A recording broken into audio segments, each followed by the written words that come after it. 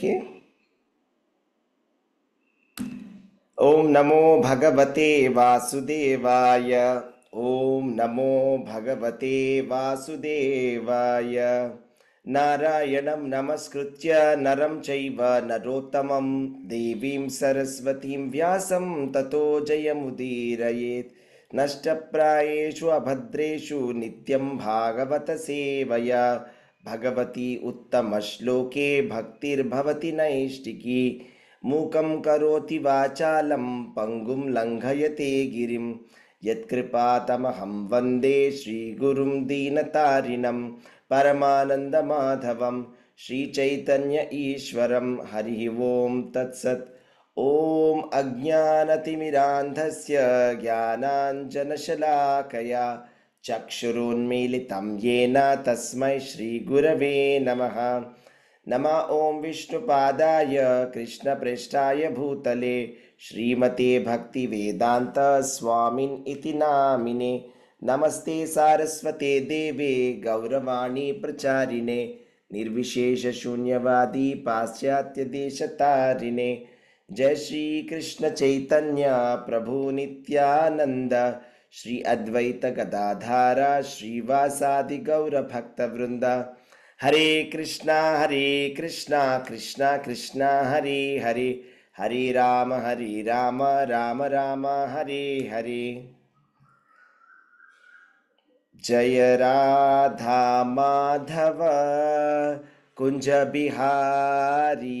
జయ రాధా మాధవ కుంజ Bihari. గోపీజన Vallabha గిరివరధారీ.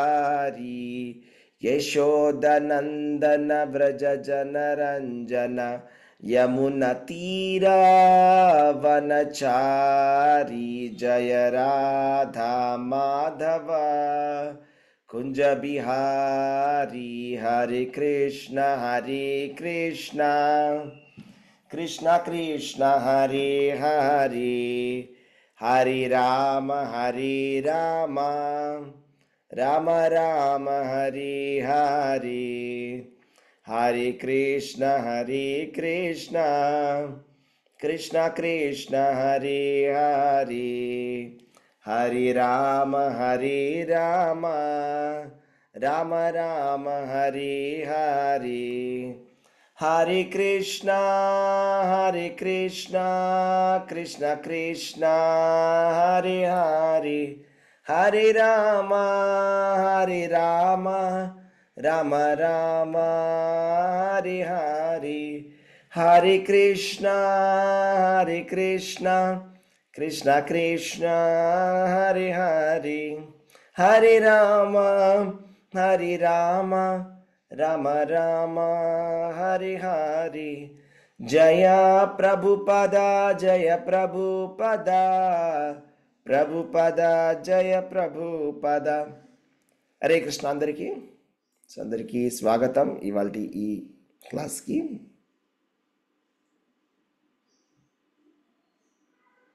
Okay, so ఇవాళ మనము హరే కృష్ణ శమంతకమణి గురించి చెప్పుకోబోతున్నామండి. చాలా అద్భుతమైనటువంటి ఘట్టం ఇది. సో శమంతకమణి అనేటువంటి కథ గురించి భాగవతం ద్వారా వివరంగా మనం ఇవాళ కథని వినబోతున్నాము. చాలా అద్భుతమైనటువంటి కథ. శుకదేవ గోస్వామి పరీక్షిత్ మహారాజుకి చెప్పినటువంటి కథ. దశమస్కందంలోని కథ, కృష్ణ భగవానుడికి సంబంధించినటువంటి కథ.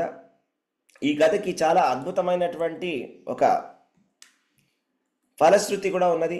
ఎవరైతే ఈ కథని శ్రద్ధగా వింటారో వాళ్ళకి వాళ్ళ పైన ఉన్నటువంటి ఏమైనా కూడా అపయశస్సు ఏదైనా ఉన్నట్లయితే వాళ్ళకి అది వెళ్ళిపోతుంది అని చెప్పడం జరిగింది. చాలా అద్భుతమైనటువంటి ఫలశ్రుతి ఉన్నటువంటి ఒక కథ. ఎవరైనా కూడా ఏమైనా పాపాలు కానీ అపయశస్సు కానీ ఏమైనా ఉన్నా కూడా వెళ్ళిపోతుంది అండ్ వాళ్ళకి చాలా అద్భుతమైనటువంటి శాంతి దొరుకుతుంది అనేటువంటి ఒక అద్భుతమైన ఒక ఫలశ్రుతి ఉన్నటువంటి కథ. సో అందరూ చాలా జాగ్రత్తగా వినండి. అయితే సత్రాజిత్ అని ఒక గొప్ప రాజు ఉండేవాడు. సత్రాజిత్ అని ఒక రాజు ఉండేవాడు. ఆ రాజు ద్వారకాధామంలో ఉండేవాడు. ద్వారకాధామంలోనే ఉండేవాడు. కాకపోతే ఈయన వచ్చేసి సూర్య భగవానుడి యొక్క భక్తుడు, సూర్య భగవాని భక్తుడు. సో ఆ సూర్య భగవానుడి యొక్క భక్తి చేసి సూర్య భగవానుడి దగ్గర ఒక వరాన్ని పొందడం జరిగిందండి. అయితే సూర్యుడు చెప్పాడు, ఏం కావాలో వరం కోరుకో, నీకేం కావాలో అది కోరుకో అని చెప్పడం జరుగుతుంది. అయితే సత్రాజిత్తు, నాకు ఒక అద్భుతమైనటువంటి ఒక మణి కావాలి, బంగారాన్ని ఇచ్చేటువంటి ఒక మణి కావాలి అని చెప్పడం జరుగుతుంది. సో కాబట్టి అప్పుడు ఏం జరిగిందంటే ఆ సత్రాజిత్తుకి శమంతకమణి అనేటువంటి ఒక అద్భుతమైనటువంటి ఒక మణిని సూర్య భగవానుడు ఇవ్వడం జరిగింది. సో చాలా చాలా చాలా చాలా అద్భుతమైనటువంటి ఈ మణి, ఈ శమంతకమణి. ఈ శమంతకమణి యొక్క గొప్పతనం ఏంటో తెలుసుకుందాం. సో శమంతకమణి అంటే ఏంటంటే ఒక భారము, అంటే బంగారాన్ని మనం కొలవడానికి ఉన్నటువంటి ఒక మెట్రిక్ అనమాట, ఒక భారం. అది ఎన్నో భారాలు, దాదాపుగా ఒక 80 కిలోలు, దాదాపుగా ఒక రోజుకి 80 కిలోల బంగారాన్ని అది ఇవ్వగలదంట. రోజుకి 80 కిలోల బంగారాన్ని అది సృష్టిస్తుంది. దాదాపుగా ఒక 8 భారాలు అని చెప్తారన్నమాట. సో అది చాలా అద్భుతమైన తేజస్సు కూడా ఉందండి ఈ శమంతకమణికి. ఎవరైతే ఈ శమంతకమణి వేసుకుంటారో ఆల్మోస్ట్ అది ఎంత చాలా వెలుగు, తేజస్సు అనేది కూడా ఉంటుంది. సో కాబట్టి సత్రాజిత్ ఏం చేశారంటే ఆయన మణిని వేసుకొని అలాగే చూపించడానికి కోసమని ద్వారకా నగరానికి వచ్చాడండి. ద్వారకా నగరానికి వస్తున్నప్పుడు అందరూ గుర్తుపట్టలేదు, అయ్యో ఇతను మన సత్రాజిత్తే అని. ఈయన మన రాజు సత్రాజిత్ అని ఎవరు గుర్తుపట్టల.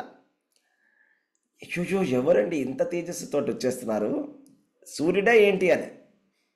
సూర్యుడే స్వయంగా వస్తున్నాడు అని చెప్పి పరిగెత్తుకుంటూ వెళ్ళారు కృష్ణుడికి చెప్పడానికి. దూరం నుంచి చూశారు సత్రాజిత్ని, చూసి ఆయన తేజస్సును చూశారు. ఎందుకంటే ఆయన మెడలో వేసుకున్నాడు ఆ మణిని, శమంతక మణిని మెడకి వేసుకున్నాడు. తర్వాత వాళ్ళు వెంటనే వెళ్ళి కృష్ణ భగవానుడికి వెళ్ళి చెప్పడం జరిగింది, ఓ కృష్ణ, ఓ నారాయణ, ఓ శంకర చక్ర గదాధారి, ఓ గోవింద, ఓ యదునందన, మా వందనములు, సూర్యదేవుడే నిన్ను దర్శించడానికి వచ్చినాడయ్యా అని చెప్పడం మొదలుపెట్టారు. ఎందుకంటే చూడండి, ద్వారకా నగరము నిర్మించిన తర్వాత ఇంద్రుడే స్వయంగా వచ్చాడు. ఇంద్రుడే స్వయంగా వచ్చి సుధర్మ అనేటువంటి సభని ఇచ్చాడు. వరుణుడు తన ఛత్రాన్ని ఇచ్చాడు. అలా దేవతలందరూ కూడా ఏదేదో ఒక్కొక్కరు ఒకటి ఇచ్చారు, అవునా. సో దేవతలందరూ రెగ్యులర్గా వస్తుంటారు ద్వారకకి కృష్ణుని కలవడానికి. సో అది పెద్ద విషయం కాదు. అయితే ఈసారి సూర్యుడే వచ్చేసారంటే కలవడానికి మిమ్మల్ని మేము చూడలేకపోతున్నాం, కళ్ళేమో అసలు చీకట్లు, అసలు చూడలేకపోతున్నాం, అసలు కన్నుల్లో చీకటి కమ్మేస్తోంది, ఇంత తీక్షణమైనటువంటి కిరణాలు ఉన్నాయి ఇంత దగ్గర అని చెప్పడం మొదలెట్టారు. సో అయితే ఇప్పుడు నువ్వు దేవాది దేవుడివి కదా, కృష్ణ భగవానుడు, నువ్వు దేవాది దేవుడివి, నువ్వు వైకుంఠధామం నుంచి వచ్చావు ఇక్కడికి, కాబట్టి నిన్ను చూడడానికి కోసమని సూర్య భగవానుడే వచ్చేసాడు అని చెప్పడం మొదలుపెట్టారు. తర్వాత ఏం జరిగిందో తెలుసుకుందాం, అవునా. అయితే కృష్ణ భగవానుడు సర్వాంతర్యామి, ఆయనకి ఎవరు ఏమి చెప్పక్కర్లేదు, ఎవరు ఏంటి అని. సో ఆ అమాయకమైనటువంటి ప్రజలు అలా చెప్పేసరికి కృష్ణ భగవానుడికి కృష్ణుడు అన్నాడు, ఇతను సూర్యుడు కాదు, ఇతను సత్రాజిత్తే, శమంతక మణి వేసుకున్నాడు కాబట్టి అంత తేజస్సు వస్తోంది, ఆ మణి కారణంగా అంత ప్రకాశం వస్తోంది, నాకు అర్థమైంది అని చెప్పడం జరిగింది. తర్వాత ఏం జరిగింది, సత్రాజిత్తు చాలా ఐశ్వర్యంతో చాలా ఆనందంగా తన ఇంటికి వెళ్ళాడు. చాలా ఉత్సవంగా అందరూ బ్రాహ్మణులందరినీ పిలిచేసి ఆ గృహంలోని మందిరంలో శమంతక మణిని ప్రతిష్ఠింపజేశాడు. అయితే చూడండి, భౌతికమైనటువంటి ఆలోచన అని ఎలా ఉంటాయి అంటే, ఒక మణిని మనం ఆరాధన చేయాల్సిన అవసరం లేదు. యాక్చువల్గా మనం చేయాల్సిన ఆరాధన ఎవరిని చేయాలి, దేవాది దేవుడు అన్నటువంటి శ్రీకృష్ణ భగవానుని. ఏకైక ఆరాధ్యమైనటువంటి ఎవరైనా ఆరాధ్యుడు ఉన్నాడు, ఏకైక ఆరాధ్య దేవత అంటే కృష్ణ భగవానుడు. అలాంటి కృష్ణుడిని వదిలేసి ఏం చేయడం మొదలుపెట్టాడు, మణిని ఆరాధన చేయడం మొదలుపెట్టారు. సో భౌతికంగా ఉండేవాళ్ళు ఇలాగా వాళ్ళు ఏది దొరికితే దాన్ని ఇంకా ఆరాధన మొదలు పెడతారు. సో అలాగే ఇది బంగారాన్ని ఇస్తుంది ఇంకా ప్రతిరోజు. ఇంకా మరి ఖచ్చితంగా బంగారం అంటే ఇంకా చాలా ఇంపార్టెంట్ కదా ఇంకా. కాబట్టి ఇంకా ఈయన వచ్చేసి దేవతారాధకుడు. దేవతారాధకులకి ఏంటి, దేవతారాధకులకి ఎప్పుడు కూడా కోరికలు, ఎప్పుడు కూడా కోరికలు ఉంటాయి. అవునా, ఈయన కూడా కోరికలు కోరుకొని వచ్చాడు. సో కాబట్టి ఇంకా అదే కోరికలలో ఇంకా ఆయన మునిగిపోయి ఉన్నాడు అనమాట. ఇంకా అందులో కూడా ఇంకా ఇంకా ఆయన బుర్ర పనిచేయడం లేదు ఇంకా ఆ కోరికల్లో. అంటే భగవంతుడిని మర్చిపోతాం. ఏం జరుగుతుందంటే మనం ఎప్పుడైతే భౌతికంగా ఉంటామో, ఎప్పుడైతే ఈ దేవతారాధనలు చేసుకుంటూ మనం భౌతికమైనటువంటి కోరికలు కోరుతూ ఉంటామో, అప్పుడు మనకి ఇంకా కృష్ణుడు గుర్తురాడు, కృష్ణుడిని మర్చిపోతాం. ఇక అదే జరుగుతోంది సత్రాజిత్ దగ్గర. అయితే ఏం జరిగిందో తెలుసా, చాలా అద్భుతమైనటువంటి విషయం జరిగింది ఇక్కడ. ప్రతిరోజు కూడా ఆ మణి 8 బారుల బంగారాన్ని ఇచ్చేదట. సో కాబట్టి అక్కడ చాలా చాలా అద్భుతం. ఇంకా ఆ మణి యొక్క గొప్పతనం ఏంటి తెలుసా, ఎక్కడైతే ఆ మణి ఉంటుందో అక్కడ శారీరకమైనటువంటి మానసికమైనటువంటి వ్యాధులు కానీ, ఆ ఉపద్రవాలు కానీ, చాలా వేడిగా ఉండడం, చాలా చల్లగా ఉండడము, లేకపోతే ఎటువంటి ఉపద్రవాలు కూడా అక్కడికి రావట. అది ఆ మణి యొక్క గొప్పతనం అన్నమాట. కాబట్టి ఒక సందర్భంలో శ్రీకృష్ణ భగవానుడు సత్రాజిత్ని కలవడం జరిగింది. కలిసిన తర్వాత ఏం చెప్పాడు శ్రీకృష్ణ భగవానుడు, నాకు ఇచ్చేయమని అని చెప్పాడా? లేదు, నాకు ఇమ్మని చెప్పలేదు. కృష్ణ భగవానుడు ఏం చెప్పాడంటే, ఈ మణిని యదురాజు అయినటువంటి ఉగ్రసేనుడికి ఇవ్వమని సత్రాజిత్ని అడిగాడు. ఎందుకు అలా చెప్పాడు? ఎందుకంటే ఇది రాజు అనేవాడి దగ్గర ఉంటే బాగుంటుంది అనేటువంటి విషయంతో చెప్పడం జరిగింది అనమాట.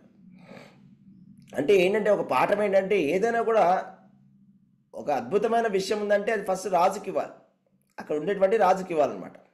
అక్కడ ఉగ్రసేనుడు వచ్చేసి రాజు, ద్వారకలో రాజు ఆయన. సో కాబట్టి ఆయనకి ఇస్తే బాగుంటుంది అని కృష్ణ భగవానుడు చెప్పాడు. కృష్ణ భగవానుడు వచ్చి అర్థించిన తర్వాత ఇవ్వకపోవడం అనేది అది చాలా పెద్ద తప్పు, చాలా పెద్ద పెద్ద అపరాధం. అయితే ఇప్పుడు సత్రాజిత్ ఏం చేయబోతున్నాడు? సత్రాజిత్ ఆలోచిస్తున్నాడు, ఇప్పుడు నేను ఇవ్వాలా వద్దా ఆలోచిస్తున్నాడు. ఇప్పుడు నేను ఉగ్రసేనుడు కృష్ణుడు అడిగాడు వచ్చి, ఇప్పుడు నేను ఇచ్చేస్తే ఏం జరుగుతుంది? నా చేతిలోంచి వెళ్ళిపోతుంది మణి. నేనేమో చక్కగా మందిరంలో పెట్టుకున్నాను, ప్రతిరోజు పూజలు చేయిస్తున్నాను, రోజుకి 8 బారువులు వస్తున్నాయి బంగారం. అందరూ నన్ను చూసి చాలా గొప్పవాడని చెప్తున్నారు, చూసి నేనే సూర్యుడిని చెప్తున్నారు, ఎంతో ఆనందంగా ఉండి ఎంత బంగారం వస్తుంది. అది ఇచ్చేస్తే ఏమొస్తుంది? కృష్ణుడికి ఇస్తే ఏమొస్తుంది? ఏమీ రాదు, ఉన్నదంతా పోతుంది. నా దగ్గరే పెట్టుకుంటే పోలా, ఎందుకు ఇవ్వాలి కృష్ణుడికి? ఎందుకు ఇవ్వాలి ఊరికనే కృష్ణుడికి అని ఆలోచించాడు. ఇచ్చేసి అని అని ఆలోచించి నేను ఇవ్వను అని చెప్పేశాడు. సో ఇక్కడ అది ఏమి జరిగిందంటే, ఇక్కడ చాలా భౌతికమైనటువంటి ఆలోచన చూడండి. భౌతికంగా ఉన్నప్పుడు మన తెలివితేటలు పనిచేయడం మానేస్తాయి, అవునా? కృష్ణ భగవానుడు స్వయంగా వచ్చి అడిగినప్పుడు మనం ఇవ్వాలా ఇవ్వకూడదా చెప్పండి? కృష్ణ భగవానుడే స్వయంగా వచ్చి మనం అడిగాడు అనుకోండి ఒక విషయాన్ని, మనం మన తెలివితేటలు వాడాలా లేకపోతే భగవంతుడు చెప్పినట్టుగా వినాలా? ఏమంటారు? భగవంతుడే స్వయంగా వచ్చి చెప్పాడు అనుకోండి, ఇలా చేయి, ఇలా ఇచ్చేసే ఇది నాకు అంటే, అప్పుడు మనం ఏం చేస్తాం? అమ్మో నేను ఇవ్వరబ్బా, నాకు ఇది కావాలి, నేను పెట్టుకుంటా అంటే అది కరెక్టా? చాలా తప్పదు. ఇవ్వాలి, ఎందుకంటే కృష్ణుడికి తెలుసు మన దగ్గర ఏముండాలి ఏముండకూడదు అనేది కృష్ణుడికి తెలుసు. అప్పుడప్పుడు కృష్ణుడు ఏం చేస్తారంటే, తన ప్రత్యేకమైనటువంటి కరుణ చూపించడం కోసమని మన దగ్గర ఉండేటువంటి భౌతికమైనటువంటి వస్తువులు తీసుకుని వెళ్ళిపోతాడు. కానీ అది భగవంతుడి యొక్క కరుణ, భగవంతుడి యొక్క కరుణ. అలాగే కృష్ణుడు వామన రూపంలో వచ్చి బలిమహారాజుని 3 అడుగుల నేలను అడిగాడు. బలిమహారాజు ఏం చెప్పాడు? ఆ 3 అడుగుల నేల నేను ఇవ్వను అని కండిషన్స్ అయినా పెట్టాడా? అమ్మ నువ్వు విష్ణు అని చెప్తున్నానంటే మా గురువు గారు, నాకు అర్థమైపోయింది మీ ప్లాన్. ఇప్పుడు మీరు పెద్దగా అయిపోయి 3 అడుగుల నేలతోటి మీరు భూమి ఆకాశం అన్నీ 3 ముల్లోకాలు అడిగేస్తారు, మొత్తం తీసేసుకుంటే ఇంక మేమేం చేయాలండి అని, మీరే మొత్తం అంతా లాగేసుకుంటే ఇంకా మా బతికేంటి అని అలా మాట్లాడలేదు. ఇది తప్పు. ఇది భౌతికమైనటువంటి ఆలోచనలు. ఇలాంటి భౌతికమైనటువంటి ఆలోచనలు వదిలిపెట్టాలి భగవంతుడి ముందు, అవునా? ఆయన ఏం చేశాడు? ఆయన గురువు గారితో అన్నాడు, నిజంగానే ఈయన వామనావతారంలో వచ్చినటువంటి విష్ణువు అయితే ఎంతో సంతోషం, భగవంతుడే నా దగ్గరికి వచ్చి అడుగుతున్నాడు, నా స్వామి నా దగ్గరికి వచ్చి అడుగుతున్నాడు. అసలు భగవంతుడు వచ్చి మన అడిగాడంటే ఎంత అద్భుతం. భగవంతుడికే నేను ఇస్తాను. నేను చిరస్థాయిలో ఎప్పటికీ కూడా అందరూ నన్ను గుర్తుపెట్టుకుంటారు, బలి మహారాజు భగవంతుడికే ఇచ్చాడు అని. ఎంత అదృష్టం, ఎంత అదృష్టం స్వామివారి సేవ, ఇంతకన్నానా అని ఆత్మ నివేదనం అని చెప్పి మొత్తం అంతా ఇచ్చేశాడు. ఆయన అన్నాడు, సరే మీరు తీసేసుకోండి అని. బలి మహారాజు వామన, మీరు 3 అడుగులు తీసుకోండి అని చెప్పి ఇచ్చేశాడు. సో ఇచ్చిన తర్వాత వామనావతారం కృష్ణ భగవానుడు ఏం చేశాడు, మొత్తం అంతా కూడా తీసేసుకున్నాడు. తీసుకున్న తర్వాత ఏం చేశాడు, మొత్తం తీసేసుకొని ఆయన్ని, ఇది ఒక కరుణ అంటే ఆయన భౌతికమైనటువంటి విషయాల్లో బాగా మునిగిపోయాడు కాబట్టి, ఆ భౌతికమైన విషయాల నుంచి ఆయన బయటికి తీయాలి కాబట్టి, ఆయన భక్తుడు కాబట్టి ఆయన కాపాడడం కోసం అని తీసుకున్నాడు.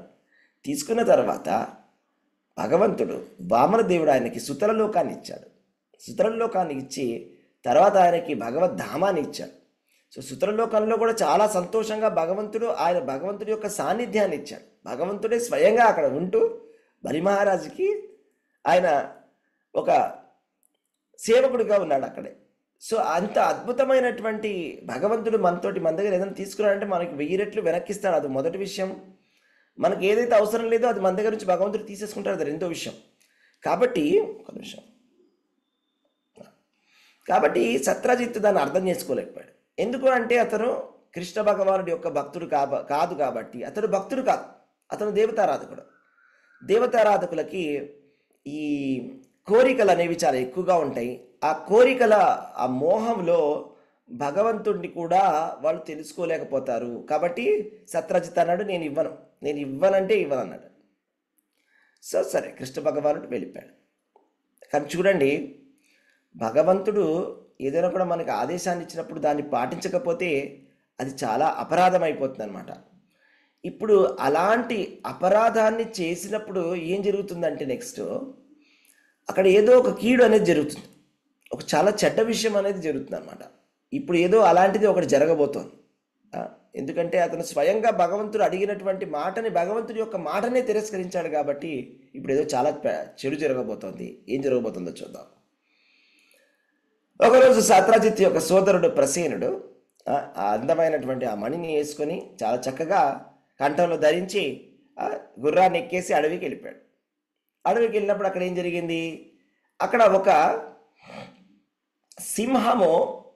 సింహం ఏం చేసిందంటే ఆ సత్రజిత్ యొక్క తమ్ముడు అయినటువంటి ప్రసేనుడిని, ఆ ప్రసేనుడి యొక్క గుర్రాన్ని, ఇద్దరిని కూడా చంపేసి ఆ మణిని తీసుకొని వెళ్తుంటే అక్కడే ఉన్నటువంటి జాంబవంతుడు చూసి ఇదేదో మణి భలే ఉందే అని చెప్పి సింహాన్ని, జాంబవంతుడు దాన్ని పట్టుకొని దాంతో మల్ల యుద్ధం చేసి దాన్ని చంపడం జరిగింది. ఇప్పుడు భల్లూకానికి ఒక సింహానికి మీరు కనుక ఫైటింగ్ పెడితే భల్లూకమే గెలుస్తుంది. భల్లూకానికి ఇంకా ఎక్కువ శక్తి ఉంటుంది అనమాట.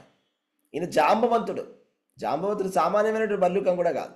జాంబవంతుడికి చాలా చాలా చాలా అనంతమైనటువంటి ఎంతో శక్తి ఉంది. బ్రహ్మదేవుడు ఇచ్చినటువంటి శక్తి ఉన్నది జాంబవంతుడికి, అవునా? కాబట్టి ఈ సింహాన్ని అలాగే ఈజీగా సంహరించేశాడు. ఆ మణిని చక్కగా తీసుకున్నాడు. ఆ మణిని తీసుకొని తన పుత్రుడికి ఇవ్వడం జరిగింది. ఇక్కడ మనకు డౌట్ వస్తుంది, పుత్రుడికి ఇవ్వడం ఏంటంటే, మనం విన్నటువంటి కథలో ప్రతి ఏడాది వింటున్నాం, పుత్రికకి ఇచ్చినట్టు చెప్తున్నారు, ఇక్కడేంటి పుత్రుడికి ఇచ్చినట్టు చెప్తున్నారంట. అలా ఉందండి భాగవతంలో. ఏముందంటే, సోపి చక్రే కుమారస్య మణిం క్రీడనం బిలే అపశ్యన్ భ్రాతరం భ్రాత సత్రాజిత్ పర్యతప్యతః. అంటే గుహలో జాంబవతుడు శమంతకమణిని తన పుత్రునకు ఆట వస్తువుగా ఇచ్చెను. ఇక సత్రాజిత్తు తన సోదరుడు తిరిగి రాకపోవుట గమనించి మిక్కిలి విచారము నొందాడు. ఇంక సత్రాజిత్ అనుకున్నాడు, ఇంకా నా సోదరుడు రాడు, నా సోదరుడు చనిపోయాడు అనే విషయం అర్థమైపోయింది. చూడండి, ఈ శమంతకమణి ఎన్ని కష్టాలకు దారి చేస్తుందో చూడండి. ఒకటికి ఎలా అయిపోయింది. ఏదో వచ్చింది అని ఏదో సంతోషంగా ఉన్నాడు పాపం సత్రాజిత్, అందరికీ చూపించుకుంటున్నాడు, చూడండి నా దగ్గర ఎంత అద్భుతమైన మణి ఉందని. కానీ దాని నుంచి ఎంత దుఃఖం వచ్చేసిందో సడన్గా, ఎందుకంటే తన సొంత తమ్ముడే చనిపోయాడు. అయితే ఇప్పుడు న్యాచురల్గా సత్రజిత్కి ఒక డౌట్ వచ్చింది. ఏంటంటే అతను ఆల్రెడీ చాలా భౌతికంగా ఉన్నాడు. ఏంటది భౌతికమైనటువంటి ఆలోచనలో వేరే వాళ్ళ పైన నింద వేయాలనిపిస్తుంది. ఎవరినైనా నిందించాలి, ఎవరినైనా క్రిటిసైజ్ చేయాలి అనేటువంటి ఆలోచన వస్తుంది అన్నమాట. ఈ క్రిటిసైజ్ చేయాలి అనేటువంటి ఆలోచన చివరికి ఆ అసూయ అనేది భగవంతుడి పట్ల వెళ్ళిపోయింది. ఎందుకంటే కృష్ణ భగవానుడు వచ్చి అడిగాడు కదా, నాకు ఆ శమంతకమణిని ఇస్తే నేను యదురాజు అయినటువంటి ఉగ్రసేనుడికి ఇస్తాను అని చెప్పాడు కదా. కాబట్టి ఇది ఖచ్చితంగా శ్రీకృష్ణ భగవానుడి యొక్క పన్నాగమే, శ్రీకృష్ణుడే బహుశా చంపివేయి ఉండవచ్చు అని ఆయన అందరికీ కూడా చెప్పడం మొదలుపెట్టాడు. ఇలాంటి దోష ఆరోపణలు అన్నీ కూడా చెప్పడం మొదలుపెట్టాడు. చివరికి అందరూ కూడా అలాగే గుసగుసలు ఆడుకుంటున్నారు. ఏంటంటే, ఓ కృష్ణుడు వచ్చాడంట, శ్రీకృష్ణుడు వచ్చేసి మన సత్రాజిత్తుని అడిగాడంటండి సమంతకమణిని ఇమ్మని. సమంతకమణి ఇవ్వనన్నాడంట సత్రాజిత్తు. ఓ ఇవ్వనంటాడని చెప్పేసి తన తమ్ముడు ఎప్పుడైతే వేటకి వెళ్ళాడో అప్పుడు మెల్లగా వెళ్ళి చంపేశాడంట అని అందరూ మాట్లాడుకుంటున్నారు. అలాగా శ్రీకృష్ణ భగవానుడు ఈ దోష ఆరోపణల గురించి వినడం జరిగింది. విన్న తర్వాత ఇలాంటి యొక్క అపయశస్సుని ఎలాగైనా తీసేయాలి అనేటువంటి భావనతో శ్రీకృష్ణ భగవానుడు వెంటనే ఏం చేశారంటే అక్కడ ఉన్నటువంటి వనాలకు వెళ్ళడం జరిగింది. అక్కడ వనాలకు వెళ్ళి కనుక్కుందాం, ఎక్కడుందో శమంతకమణి కనుక్కుందాము అని చెప్పేసి ఆ అరణ్యానికి వెళ్ళడం జరిగింది. అక్కడ చూస్తే అక్కడ ప్రసేనుడు చనిపోయి ఉన్నాడు. అక్కడ ప్రసేనుడు యొక్క గుర్రం కూడా చనిపోయి ఉంది. అలాగే అక్కడ సింహం కూడా చనిపోయి ఉంది. అదేంటి, చంపినటువంటి సింహాన్ని ఎవరు చంపారు అని చూస్తున్నాడు. చూస్తే అక్కడ ఒక గుహ ఉందన్నమాట. అక్కడ జాంబవంతుడి యొక్క గుహ అక్కడి వరకు వచ్చిందనమాట. అరే ఇదైతే చూద్దామే, ఎవరున్నారు లోపల అని చెప్పి లోపలికి వెళ్ళడం జరుగుతుంది. అవునా? సో అక్కడికి వెళ్ళిన తర్వాత అయితే ఏం చేశాడు, జాంబవంతుడు ఏం చేశారంటే ఆ శమంతకమణిని తన పుత్రుడికి అలాగే ఆడుకోవడానికి ఆట బొమ్మ కింద ఇచ్చాడు అనమాట. అయితే ఆ పిల్లాడేమో దాంతో ఆడుకుంటూ ఉంటాడు అనమాట. పిల్లాడు చూసి అలా క్యారమని ఏడవడం మొదలు పెడతాడు. ఆ పిల్లాడిని చూసుకుంటున్నటువంటి ఒక ఆయా కూడా అక్కడ ఉంటుంది. ఆమె కూడా గట్టిగా అరుస్తుంది అన్నమాట. అమ్మో ఎవరో వచ్చారు. సో ఆ బహుమూల్యమైనటువంటి మణిని కృష్ణ భగవానుడు బాలుడికి ఆట వస్తువుగా ఇచ్చాడు. అవునా, బాలుడికి ఆట వస్తువుగా ఇచ్చాడు. సో ఆడుకుంటున్నప్పుడు అప్పుడు ఏం జరిగింది, అక్కడ బాలుడి యొక్క దాది అంటే ఆయా, బాలుడి యొక్క దాది తమ పూర్వం నరం దృష్ట్వా ధాత్రి చుశ్రోక భీతవత్ తచ్శ్రుత్యాభ్యద్రవత్ క్రుద్ధో జాంబవాన్ బలినాం వరహం. ఇక్కడ చెప్పారు చూడండి, స్పష్టంగా చెప్పారు. ఇక్కడ మనకి ఎటువంటి కన్ఫ్యూజన్ లేదు. అని మీకు అనుమానం రావచ్చేమో అని చెప్తున్నాను. మనం వినేటువంటి కథలో తేడా ఉంది ఏంటి అని. తేడా లేదు, మనం ఎప్పుడు వినే కథ తప్పు ఉంది, ఇక్కడ కరెక్ట్గా ఉంది. ధాత్రి అంటే దాది. ధాత్రి అంటే ఏంటి, దాది అంటే ఆయా చూసింది అనమాట. ఆ పుత్రుడి యొక్క ఆయా చూసి భయపడి గట్టిగా కేకలేసింది. అప్పుడు ఏం జరిగింది, తర్వాత ఏం జరిగిందంటే జాంబవంతుడు, కృష్ణుడు వచ్చాడు కదండి, జాంబవంతుడు గొప్ప భక్తుడే. జాంబవంతుడు సత్రాజిత్ అంటే సరే దేవతారాధకుడు, అభక్తుడు. మరి జాంబవంతుడికి ఏం జరిగింది, జాంబవంతుడు ఎంతో గొప్ప భక్తుడే. అయితే ఏం జరిగింది కానీ కృష్ణ భగవానుడితోటి యుద్ధం మొదలుపెట్టాడు. యుద్ధం చేద్దాము అని చెప్పేసి. అవునా, ఎందుకు ఇట్లా యుద్ధం చేస్తున్నాడు జాంబవంతుడు? యుద్ధం ఎందుకు చేస్తున్నాడు అంటే చూడండి ఏం జరుగుతుందంటే, ఎప్పుడైనా కూడా మనకి భౌతికమైనటువంటి అటాచ్మెంట్ అనేది జరిగిందనుకోండి, మనం కృష్ణుని గుర్తుపట్టలేం. అయితే తన పుత్రుడి గురించి తన పుత్రుడి పట్ల ఉన్నటువంటి మోహం, శమంతకమణి పట్ల ఉన్నటువంటి మోహం, సో శమంతకమణి పట్ల ఉన్నటువంటి మోహము, తన పుత్రుడి పట్ల ఉన్నటువంటి మోహము, ఇలా భౌతికమైనటువంటి మనం ఎప్పుడైతే భౌతికంగా వెళ్ళిపోతామో కృష్ణ భగవానుడు మన కంటి ముందు ఉన్నా కూడా మనకు కనిపించడు. కృష్ణుడు మన దగ్గరే ఉన్నాడు. కృష్ణుడు లీల ద్వారా ఉన్నాడు. కృష్ణుడి నామం ద్వారా మన దగ్గరే ఉన్నాడు. కృష్ణ భక్తుల యొక్క సాంగత్యం ద్వారా మన దగ్గర ఉన్నాడు. కానీ ఎంతోమంది కృష్ణుడిని గుర్తించలేకపోతున్నారు. ఎందుకు గుర్తించలేకపోతున్నారంటే అది ఒక భౌతికమైనటువంటి అటాచ్మెంట్ వల్ల మనం కృష్ణుడిని గుర్తించలేకపోతున్నాం. లేకపోతే కృష్ణుడు మనతోటే ఉన్నాడు, నామరూపంలో ఉన్నాడు, భక్తుల రూపంలో ఉన్నాడు, కథల రూపంలో ఉన్నాడు, ఇన్ని విధాలుగా మన చుట్టూనే కృష్ణుడు ఉన్నాడు, మనం గుర్తించలేకపోతున్నాం. అంటే అది భౌతికమైనటువంటి బంధనాల వల్ల మాత్రమే. అలాగే జాంబవంతుడు కూడా తెలుసుకోలేకపోయాడు. తెలుసుకోకుండా తరస్వామి అని తెలుసుకోకుండా మల్ల యుద్ధాన్ని మొదలుపెట్టాడంటే యుద్ధం చేయమని చెప్పాడు. సో అప్పుడు చాలా కోపంగా వాళ్ళు యుద్ధాన్ని మొదలుపెట్టారు. సో అప్పుడు ఏ విధంగా వాళ్ళు యుద్ధం చేశారో చూద్దాం. సో వాళ్ళిద్దరు కూడా గెలవాలనేటువంటి ఆశతోటి ఇద్దరు కూడా ఆయుధాలతోటి, రాళ్లతోటి, వృక్షాలతోటి, చివరికి వాళ్ళు బాహువులతోటి వారు అలాగే కూడా ఆ శమంతకమణి కోసం వాళ్ళిద్దరు కూడా ఇద్దరు గద్దలు కొట్టుకున్నట్టుగా కొట్టుకున్నారు. అప్పుడప్పుడు 2 గద్దలు కూడా కొట్టుకుంటూ ఉంటాయి అన్నమాట. ఆ గద్దలు ఎలా కొట్టుకుంటాయంటే చాలా దారుణంగా కొట్టుకుంటాయి. ఆ విధంగా కొట్టుకున్నారు కృష్ణుడు, జాంబవంతుడు. ఒకటి ఎన్నో ఆయుధాలు ఒకరి మీద ఒకళ్ళు వేసుకున్నారు. ఆయుధాలు అయిపోయిన తర్వాత పెద్ద పెద్ద రాళ్ళు విసురుకున్నారు. రాళ్ళు అయిపోయిన తర్వాత పెద్ద పెద్ద చెట్లని పీకి ఒకరి మీద ఒకళ్ళు విసురుకున్నారు. తర్వాత మల్ల యుద్ధం, కుస్తీ అలా చేసిన తర్వాత చాలా అలసిపోయాడు. జాంబవంతుడు 28 రోజులు అయిపోయింది. పగలనక రాత్రి అనక యుద్ధం చేస్తున్నారు. భోజనం లేవు, నీళ్లు లేవు, రెస్ట్ లేదు, ఏమీ లేదు. ఇంకా అలా కొట్టేసరికి కృష్ణుడు, జాంబవంతుడు ఇంకా అలసిపోయాడు. 28 రోజులు అయిపోయింది. కాళ్ళు కీళ్ళు అన్ని నొప్పులు వస్తున్నాయి, ఓపికంతా అయిపోయింది. అసలు ఎవరు ఇతని ఇంత బలం ఎవరికైనా ఉందా? అసలు నన్ను కంపీట్ చేసేవాళ్ళు ఎవరు లేదే, ఇంత బలంగా ఎవరు నాతో యుద్ధం చేస్తున్నాడు అని ఆలోచించాడు. ఒక 2 నిమిషాలు ఆలోచించిన తర్వాత అప్పుడు అర్థం చేసుకున్నాడు. ఈయన దేవాది దేవుడు, నా స్వామి, ఈయన విష్ణుమూర్తి. అరే రే రే రే తెలియకుండా ఈయనతో యుద్ధం చేశామే అని చెప్పి వెంటనే భగవంతుడి దగ్గరికి వెళ్ళిపోయి, కృష్ణుడి దగ్గరికి వెళ్ళిపోయి ఆయన ప్రార్థనలను చేయడం మొదలుపెట్టాడు. అప్పుడు వెంటనే ప్రార్థనలు చేయడం మొదలుపెట్టాడు. అవును. సో ఇప్పుడు తెలిసి వచ్చింది అనమాట. ఇంతగా యుద్ధం చేసిన తర్వాత తెలిసి వచ్చింది. అవును. సో తర్వాత ఏం జరిగింది? సో తర్వాత కృష్ణుడితోటి ఈ విధంగా ఆయన చెప్పడం మొదలుపెట్టాడు. చాలా అద్భుతమైనటువంటి శ్లోకాలు ఉన్నాయి. జాంబవంతుడి యొక్క ప్రార్థనలు, సకల జీవులకు ప్రాణము, ఇంద్రియ మనోబలము నీవే అని ఇప్పుడు ఎరిగి తిని, పురాణ పురుషుడవు, సర్వశక్తిమంతుడవు, అధీశ్వరుడు అగు విష్ణు భగవానుడు నీవే అయి ఉన్నావు అని చెప్పడం మొదలుపెట్టాడు. నీవు విశ్వ సృష్టికర్తలలో చరమ సృష్టికర్తవు, సృజింపబడినటువంటి సమస్తములో సత్యము అయి ఉన్నావు. నీవే అణుచువారిని అణుచువాడివి, ఈశ్వరుడవు, సర్వాత్మలకు పరమాత్ముడవు అని చాలా అద్భుతంగా ఆయన చెప్పడం మొదలుపెట్టాడు. అలాగే చెప్పాడు చూడండి. అసలు కిందటి అవతారంలో మీరెవరో తెలుసా? రావణాసురుడు సీతాదేవిని అపహారం చేసినప్పుడు మీరే కదా ఒక సేతువుని మీరు కట్టారు. సముద్రంలో ఒక సేతువుని కట్టి మీరు అటు దాటి వెళ్ళారు.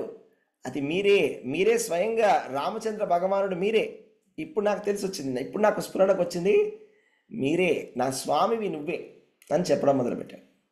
సో అలా చెప్పడం మొదలెట్టిన తర్వాత ఆ సత్యం తెలుసుకున్నటువంటి భల్లూకరాజు కృష్ణ భగవానుడితోటి చాలా అద్భుతంగా పొగడడం జరిగింది. పొగడడం జరిగిన తర్వాత అప్పుడు కృష్ణ భగవానుడు చెప్పడం మొదలు పెడతాడనమాట. ఏం చెప్తారంటే, అవును జాంబవా, నిజమే, నేనే అవును, నేనే దేవాది దేవుణ్ణి.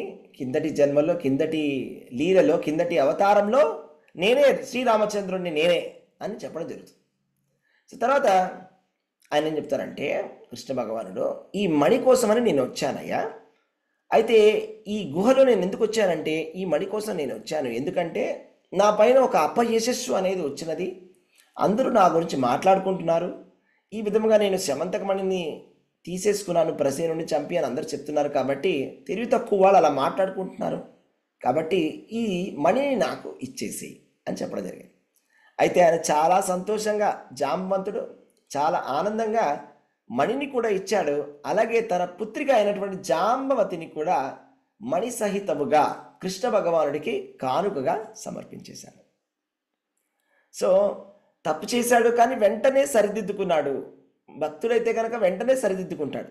భక్తుడైతే వెంటనే తప్పుని సరిదిద్దుకుంటాడు. ఎందుకంటే భక్తుడికి ఇలాంటి భౌతికమైనటువంటి కోరికలు ఉండవు. నాకు శమంతకమణి కావాలి, నాకు బంగారం కావాలి అనేటువంటి కోరికలు ఉండవు. నాకు స్వామివారి సేవ కావాలి అనేటువంటి ఆలోచనే ఉంటుంది. మరి స్వామినే వచ్చేసి కృష్ణ భగవానుడే వచ్చి స్వయంగా అడుగుతుంటే ఎంత ఆనందం. సో చాలా ఆనందంగా ఆయన పుత్రిక అయినటువంటి జాంబవతిని మరియు మణి సహితముగా కృష్ణుడికి కానుకగా సమర్పించేశాడు. సో అయితే మనం చెప్పుకున్నాము నిన్నటి లీలలో కృష్ణుడు రుక్మిణీదేవిని ఏ విధంగా పెళ్లి చేసుకున్నాడు. రుక్మిణీదేవి పెళ్లి చేసుకున్న తర్వాత ప్రద్యుమ్నుడు పుట్టే కన్నా ముందే ఈ లీల జరిగిందనమాట. ఇలా జరిగిన తర్వాత ప్రద్యుమ్నుడు పుట్టడం జరిగింది. ఓకే, తర్వాత అక్కడ ఏం జరిగిందంటే ఆ గుహ లోపలికి వెళ్ళేటప్పుడు కృష్ణుడి యొక్క చాలామంది ఎవరైతే బంధువులు ఉన్నారో ద్వారక నుంచి చాలామంది ఆయనతో పాటు వచ్చారంట. ఇది శమంతకమణి కోసం అని, ఆయన కోసం అని కంపెనీ ఇద్దామని వచ్చారు. వచ్చిన తర్వాత ఆ గుహ స్టార్టింగ్లోనే ఉండిపోయారు వాళ్ళు. కాకపోతే అక్కడికి ఏం జరిగిందంటే ఎన్నో రోజులు అయిపోయింది, 12 రోజులు అయిపోయింది అనమాట. కృష్ణుడు లోపలికి వెళ్ళి 12 రోజులు, అక్కడ 28 రోజులు అయిపోయింది. 12వ రోజుకే వాళ్ళందరూ వెనక్కి వెళ్ళిపోయారు. అయితే అందరూ అనుకున్నారు కృష్ణుడు ఏమైనా చనిపోయాడేమో అని అనుకొని చాలా శోకంగా వెనక్కి వెళ్ళిపోవడం జరిగింది. అయితే దేవకి, రుక్మిణీదేవి, వసుదేవుడు అందరూ బంధుమిత్రులు అందరూ కూడా అయ్యయ్యో అని శోకమగ్నులు అయిపోయారు.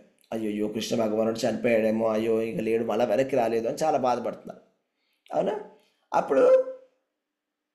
అప్పుడు ఏం జరిగిందంటే వాళ్ళందరూ కూడా అక్కడ ఒక చంద్రభాగ అనేటువంటి ఒక దుర్గాదేవి అవతారాన్ని వాళ్ళు అక్కడ పూజ చేస్తున్నారు. చంద్రభాగ అనేటువంటి దేవతని వాళ్ళు ఆరాధన చేస్తారు అన్నమాట, దుర్గాదేవి.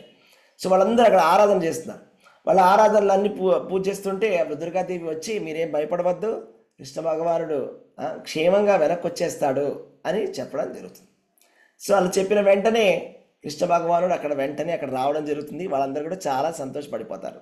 అవునా? వాళ్ళందరూ కూడా చాలా సంతోషంగా ఏం చేస్తారు, కృష్ణుడు మణిని తన మెడలో వేసుకొని జాంబవతితో పాటు వస్తాడు. సో వాళ్ళందరూ కూడా చాలా ఆనందంగా చూస్తారు. కృష్ణ భగవానుడు అక్కడికి రావడం జరుగుతుంది, జాంబవతితోటి తన భార్యతోటి రావడం జరుగుతుంది. అందరూ కూడా అక్కడ చాలా ఆనందంగా కృష్ణుడు వచ్చేసాడు అంటే కృష్ణుడు ఆల్మోస్ట్ ఇంకా ఇప్పుడు ఎవరైనా చనిపోయాడు అనుకొని మళ్ళీ వెనక్కి వస్తే ఎంత ఆనందంగా ఉంటుంది.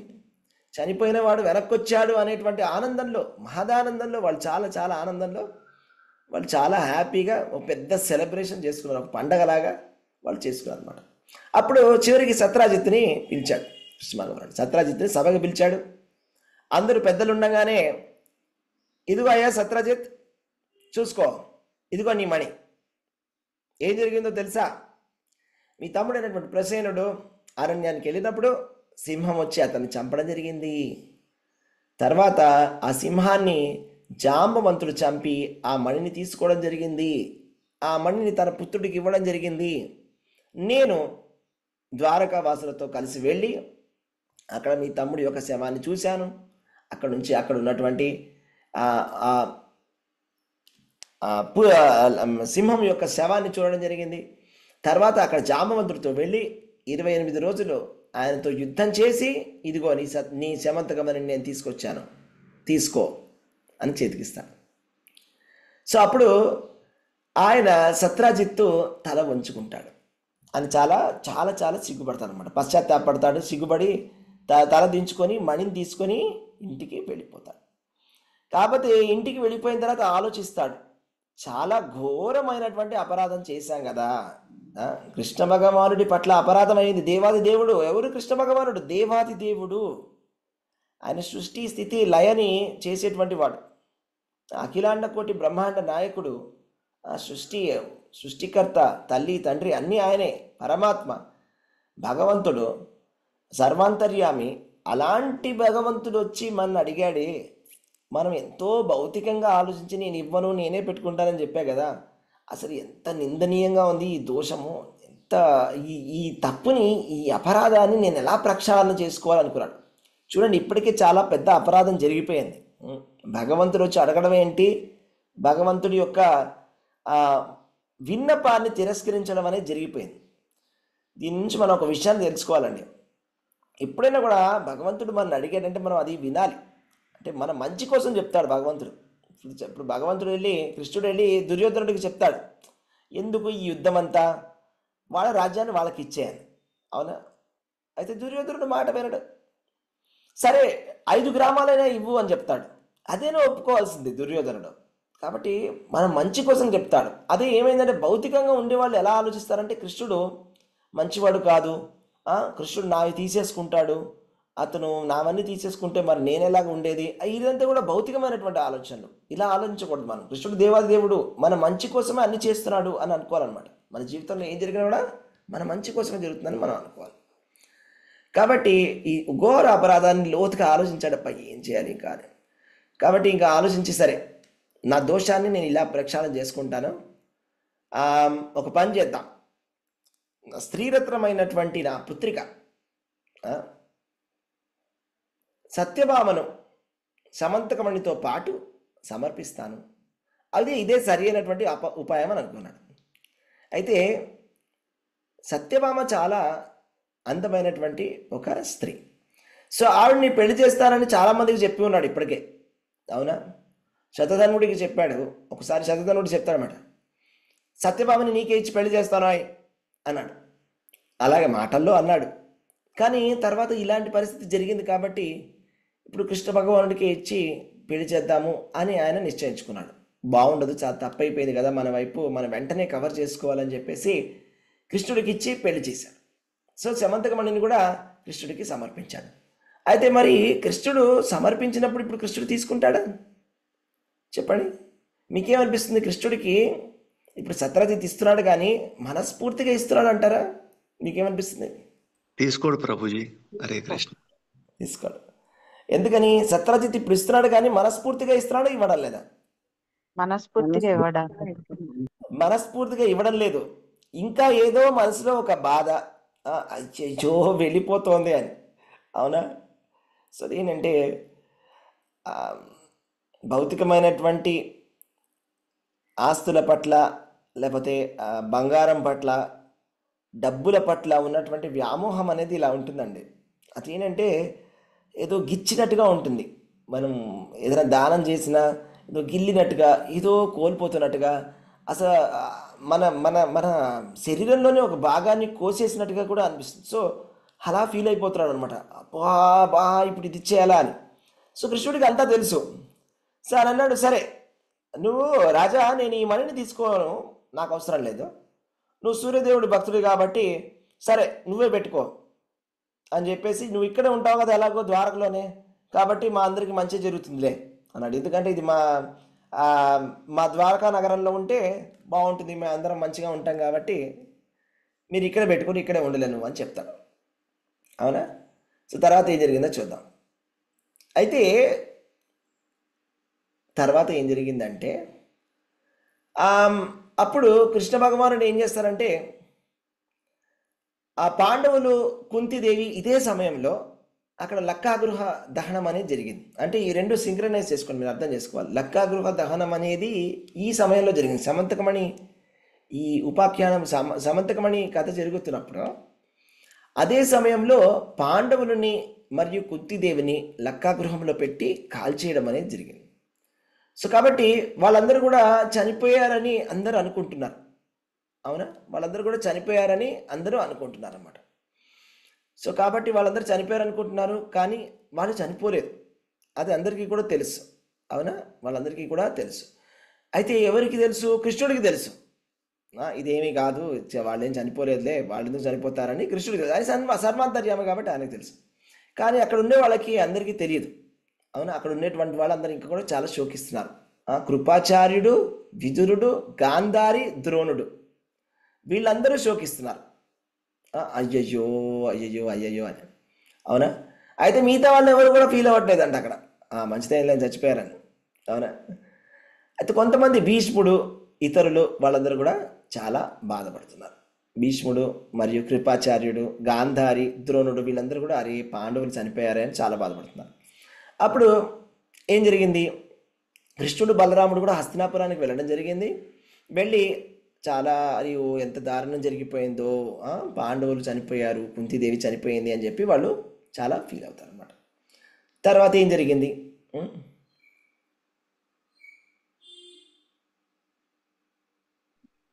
వాళ్ళు ఒక సొరంగంలోంచి బయటకు వెళ్ళిపోతారు. అవును, కరెక్ట్ మాతాజీ, కరెక్ట్. వాళ్ళు సొరంగంలోంచి తప్పించుకొని బయటికి వెళ్ళిపోతారు, కరెక్ట్. అయితే అప్పుడు ఏం జరిగింది, ఇదే సమయంలో చూడండి ఇక్కడ అద్భుతమైనటువంటి ట్విస్ట్ల మీద ట్విస్టులు జరుగుతాయి. ఇప్పుడు కృష్ణుడు బలరాముడు ఊళ్ళో ఉన్నారా ద్వారకలో? లేరు ప్రభుజీ. లేరు. హస్తినాపురానికి వచ్చేసారు. హస్తినాపురానికి వచ్చేసారు, అవునా? హస్తినాపురానికి వచ్చినప్పుడు ద్వారకలో లేరు. సో అక్కడ ఉన్నటువంటి వాళ్ళందరూ కూడా ఆలోచిస్తున్నారు ఇప్పుడు ఏం చేయాలని. ఎందుకంటే కృష్ణ బలరాముడు ఊళ్ళో లేరు కాబట్టి ఆలోచిస్తున్నాడు అనమాట. అక్కడ ఏం జరిగిందంటే ఇదే అవకాశాన్ని అదునుగా తీసుకొని అక్రూరుడు, కృతవర్మ శతధన్వుడి దగ్గరికి వెళ్తారు. శతధన్వుడికి వెళ్ళి చెప్తారన్నమాట. శతధన్వుడితో మాట్లాడతారు. శతధన్వ సత్రాజిత్తు సత్యభామని నీకే ఇచ్చి పెళ్లి చేస్తా అని చెప్పాడు కదా. అవును, నాకే ఇచ్చి పెళ్లి చేస్తా అన్నాడు. మరి పెళ్లి చేయలేదు కదా? అవును నిజమే, పెళ్లి చేయలేదు కదా. కృష్ణుడికి ఇచ్చి పెళ్లి చేశారు కదా అంటే అవునవును కృష్ణుడికి ఇచ్చి పెళ్లి చేసేసారని. ఇప్పుడు కృష్ణ బలరాముడు ఊళ్ళో లేరు కదా అంటే అవును ఊళ్ళో లేరు, మరి ఏం చేయమంటారంటే ఇప్పుడు నువ్వు ఒక పని చేయి, కృష్ణుడు బలరాముడు ఊళ్ళో లేరు కాబట్టి ఇదే మంచి సమయం, వెళ్ళిపోయి సత్రాజిత్తుని వెళ్ళి రాత్రి వేళ వెళ్ళి చంపేసి ఆ శమంతకమణిని తీసేసుకో. ఇది ఒక మంచిగా పగ తీసుకున్నట్లు అవుతుంది. ఎందుకంటే ఆ సత్రాజిత్ చూడు నీకు ఎంత మోసం చేశాడు. నీకేమో నీకు పెళ్లి చేస్తా అని చెప్పాడా, చెప్పేసి వెళ్ళి కృష్ణుడికి పెళ్లి చేస్తాడా? నువ్వు ఒక పని చేయి, వెళ్ళిపోయి వాళ్ళని చంపేసి రాత్రి చంపేసేసి ఆ శమంతకమణిని నువ్వు తీసుకొని నువ్వు పెట్టేసుకో. అలా. సో అయితే కృష్ణ బలరాములు లేరు కాబట్టి ఆ మణిని అపహరించాలి అని చెప్తాడు. సో కాబట్టి మనందరికీ ఒక ఆలోచన వస్తుంది ఇప్పుడు ఇలాంటి సమయంలో, ఇదేంటి ఇలాంటి ఆలోచనలు ఎందుకు వస్తున్నాయి, అవునా? సో కాబట్టి ఎందుకు ఇలా చేశాడు అక్రూరుడు మరియు కృతవర్మ? అక్రూరుడు కృతవర్మ కలిసి శతధన్వుడికి ఈ విధంగా చెప్పడం ఏంటండి? వాళ్ళిద్దరు మంచి భక్తులు కదా, వాళ్ళ భక్తులు కాదా? అక్రూరుడు కృతవర్మ ఇద్దరు కూడా భగవంతుడి విశుద్ధ భక్తులు, సామాన్యమైనటువంటి భక్తులు కూడా కాదు. వాళ్ళు చాలా విశుద్ధమైనటువంటి భక్తులు, ఎంత మంచి భక్తులు. కానీ వాళ్ళు ఇలాంటి సలహా ఇస్తున్నారు. ఏంటా సలహా? వెళ్ళి సత్యభామ తండ్రిని చంపేసి శమంతకమణి దొంగలించు, ఇదే మంచి సమయం, ఇదే మంచి అవకాశం అనేటువంటి సలహా ఇచ్చారు. ఏంటి ఇలాంటి సలహా ఇచ్చారేంటండి అంటే ఎప్పుడైనా కూడా ఇలాంటి అసామాన్యమైనటువంటి అసాధారణమైనటువంటి విషయాలు జరిగినప్పుడు మనం కొంచెం లోతుగా ఆలోచించాలి. అప్పుడు మనం ఆచార్యులు ఏం చెప్తున్నారో ఆ విషయాన్ని చాలా జాగ్రత్తగా వినాలి. ఆచార్యులు ఏం చెప్తున్నారో మనం చక్కగా విందాం. ఓకే, అక్రూరుడు పరమ భాగవతుడే, అందులో ఎటువంటి డౌట్ అనేది లేనేలేదు. మనం ముందు కూడా తెలుస్తుంది. అక్రూరుడు చాలా గొప్ప భక్తుడు, ముందే తెలుసు మనకు. అక్రూరుడు కృష్ణ భగవానుని బృందావనం నుంచి తీసుకొచ్చేటప్పుడు ఏం జరిగింది, మొట్టమొదటిగా వెళ్ళి వాళ్ళకి చెప్తాడు, ఇలా కృష్ణుడిని కంసుడు పిలుస్తున్నాడు. సో అప్పుడు ఏం జరిగింది, అక్కడ ఉన్నటువంటి గోపికలందరూ కూడా అడ్డం వస్తారు, వెళ్ళడానికి వీల్లేదు అని, అవునా? తర్వాత ఏదో విధంగా కృష్ణుడు నచ్చచెప్పి గోపికలకి నచ్చచెప్తాడు. అలాగే అక్రూరుడు కృష్ణ బలరాములను తీసుకెళ్ళడం జరుగుతుంది. అలా దారి మధ్యలో అక్రూరుడికి కృష్ణ భగవానుడు అద్భుతమైనటువంటి దర్శనాన్ని ఇస్తాడు. కాబట్టి అక్రూరుడు చాలా చాలా గొప్ప భక్తుడు అంటే ఎటువంటి డౌట్ అనేది లేదు. అయితే ఎందుకు ఇలా జరిగింది అనేది ఆలోచించడానికి ప్రయత్నం చేద్దాం. అక్రూరుడు చాలా గొప్ప భక్తుడే, కాకపోతే ఏం జరిగిందంటే కృష్ణుడిని బృందావనం నుంచి తీసుకొచ్చేటప్పుడు అక్కడ ఉండేటువంటి గోకుల వాసులు ఎవరైతే ఉన్నారో, గోకుల వాసులు, గోపికలు, గోపబాలులు, వాళ్ళందరి యొక్క శాపం అనేది ఆయన తగిలింది. వాళ్ళందరూ కూడా క్రోధం అనమాట, వాళ్ళందరూ కోపంగా వాళ్ళు తిట్టారు, నువ్వు ఇలా అయిపోతావు, నువ్వు అలా అయిపోతావు అని. వాళ్ళ తిట్లన్నీ కూడా ఈ విధంగా జరిగింది అని జీవగోస్వామి చెప్పారన్నమాట. అలాంటి వాళ్ళ తిట్ల వల్ల ఇలాంటి ఆలోచన వచ్చిందని. ఆయన పాపం ఆయన చేయాల్సినటువంటి ఆయన డ్యూటీని ఆయన చేస్తున్నాడు. కాకపోతే అంత అక్కడ గోకుల వాసులు వాళ్ళ కోపం అంతా కూడా ఈ విధంగా బయటికి మేనిఫెస్ట్ అయిందని చెప్తున్నాను. మరి కృతవర్మ పరిస్థితి ఏంటి? కృతవర్మ మంచి భక్తుడే కదా. కృతవర్మ కంసుడు ఒకటే ఫ్యామిలీ, భోజ అనేటువంటి వంశం, భోజ వంశస్థులు. సో ఆ భోజ వంశంలో ఉన్నారు కాబట్టి ఆయన భోజవంశీయులు కాబట్టి ఆయన కృతవర్మ ఆయన సాంగత్యం తీసుకోవడం జరిగింది, కంసుడితోటి సాంగత్యం తీసుకోవడం జరిగింది.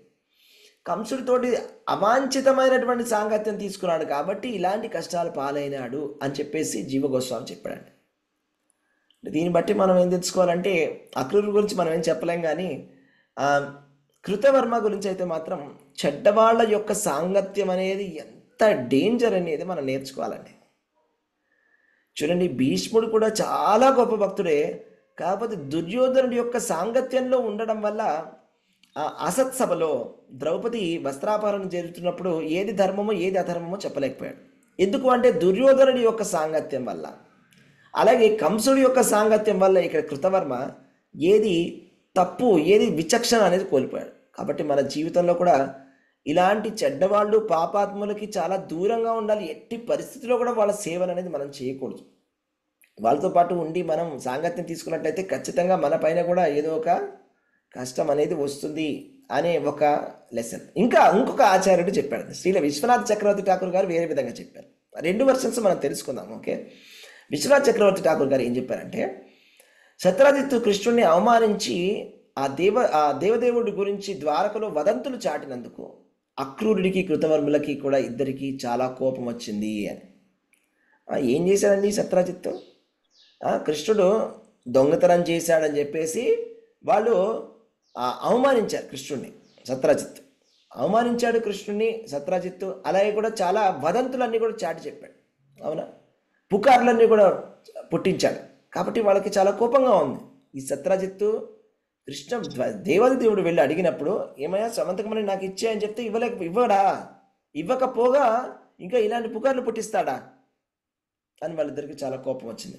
కాబట్టి ఇలాంటి వాడు బతుకుండడం వేస్ట్, ఇలాంటి వాడు బతుకుండకూడదు. అండ్ దెన్ ఇచ్చినా కూడా సత్యభామని ఇచ్చాడే కానీ మళ్ళా ఎదుగో తీసుకో అనేదో బయటికి బాహ్యంగా ఇచ్చాడే కానీ సమంతకమణిని సరిగ్గా కూడా ఇవ్వలేదు. ఇవ్వాల్సింది ఏదో సరిగ్గా మనస్ఫూర్తిగా ఇస్తే భగవంతుడే తీసుకుంటాడు కదా, ఇవ్వలేదు. కాబట్టి ఇతను చచ్చిపోయినా కూడా ఎటువంటి నష్టం లేదు, ఇలాంటి వాడు చావడమే కరెక్ట్ అని అనుకున్నారట. కాబట్టి భగవానుడికి విరోధులు అగుట్ట కానీ జరుగజాలతో. ఎందుకు ఇలాంటి గొప్ప గొప్ప భక్తులు భగవంతుడికి విరోధులు అవుతారా? అవ్వరు కదా. అది ఆ విధంగా చెప్పడం జరిగిందండి విశ్వనాథ్ చక్రవర్తి ఠాకూర్. తర్వాత ఏం జరుగుతుందా, తర్వాత ఈ సలహా విన్నాడండి శతధనుడు విని అతను దుష్టుడు చెడ్డవాడు పడుకున్నటువంటి సత్రాజిత్ దగ్గరికి వెళ్ళాడు. మెల్లగా నిదానంగా రాత్రిపూట వెళ్ళాడు, తన కత్తి తీసుకొని లోభంతో ఇప్పుడు సత్రాజిత్ ఇది సమంతకం మనం తీసేసుకుంటామని చెప్పేసి, దయచేసి మ్యూట్ చేసుకోండి, హరే కృష్ణ సౌండ్ వస్తుంది.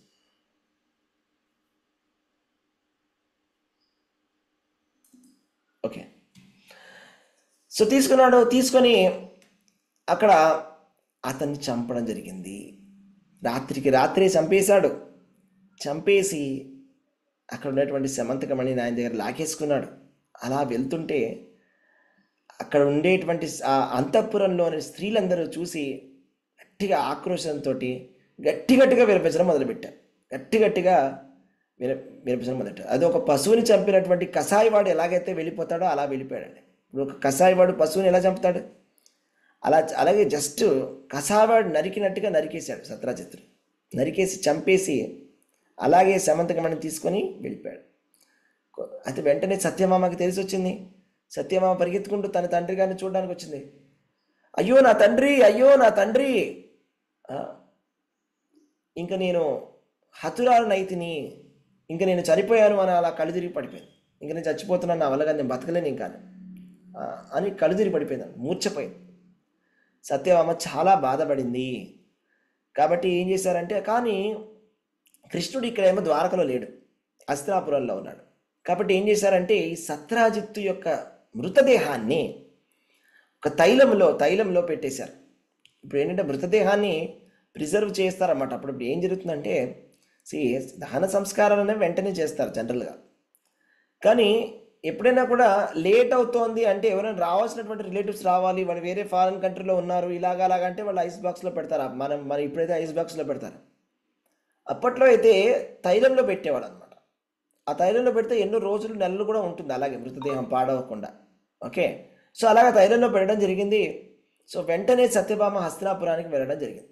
ఇలా జరిగింది అని చెప్పడానికి, కృష్ణ భగవానుడికి చెప్పడానికి సత్యభామ ఏం చేసిందంటే వెంటనే అక్కడికి వెళ్ళిపోయింది అని చెప్పిన తర్వాత అక్కడ ఏం జరిగింది, కృష్ణ బలరాములు ఆ వార్త విన్న వెంటనే అరే రే రే రే రే రే రే ఎంత కష్టం వచ్చింది మనకి అని చెప్పేసి వాళ్ళు చాలా బాధపడడం మొదలుపెట్టారు.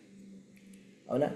అయితే మనం అర్థం చేసుకోవాలి ఏంటంటే, కృష్ణుడు ఒక మానవ రూపంలోని ఒక లీలను చేస్తున్నాడు. కృష్ణుడు దేవాది దేవుడే. ఆయనకి ఎవరు మామగారు అనేది ఎవరు ఉండరు. ఆయనకు మామగారు సెంటిమెంట్ అనేది ఉండదు. ఆయనకు మామగారు లేరు, తల్లి లేదు, తండ్రి లేదు, అలాగే భార్య కూడా లేదు. కానీ ఆయన మనిషి కింద లీల చేస్తున్నాడు. కాబట్టి తన సొంత మామగారు చనిపోయినప్పుడు ఆయన బాధపడతాడు కదా. కాబట్టి ఆయన బాధపడ్డాడు. అరే రే రే ఎంత తప్పు జరిగిపోయింది, అయ్యో మా మామగారు చనిపోయారే అని ఆయన బాధపడడం జరిగిందనమాట. సో కాబట్టి అప్పుడు కృష్ణుడు వెంటనే ఎక్కడున్నాడు సత్యధనుడు అని అడిగాడు. సత్యధనుడు ద్వారకలో ఉన్నాడు. ఏం జరిగిందంటే సత్యధనుడు చంపేశాడండి మా నాన్నగారిని, సమంతకు మనం దోచుకుని వెళ్ళిపోయాడండి అని. అవునా అని చెప్పి సత్యధనుడు కృష్ణ భగవానుడు వెంటనే అక్కడి నుంచి బయలుదేరాడు. కృష్ణ బలరాములు వెంటనే బయలుదేరారు అని చెప్పేసి తెలిసి వచ్చిందండి. ఇప్పుడు వార్తలు వచ్చేసాయి. సత్యధనుడికి తెలిసి వచ్చింది. ఏంటి సత్యధనుడికి ఏం తెలిసింది? సత్యధనుడికి ఏం తెలిసిందంటే కృష్ణ భగవానుడు వస్తున్నాడు అని చెప్పేసి ఇక ఫుల్ భయపడడం మొదలెట్టాడు. ఇంకా నా ప్రాణాలను ఎలా కాపాడుకోవాలని చెప్పి పరిగెత్తడం మొదలెట్టాడు.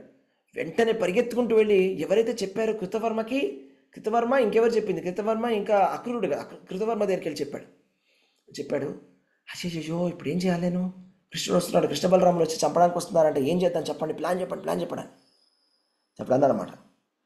చాలా అద్భుతమైనటువంటి ప్రార్థనలు శ్లోకాలు చెప్తారన్నమాట ఇక్కడ.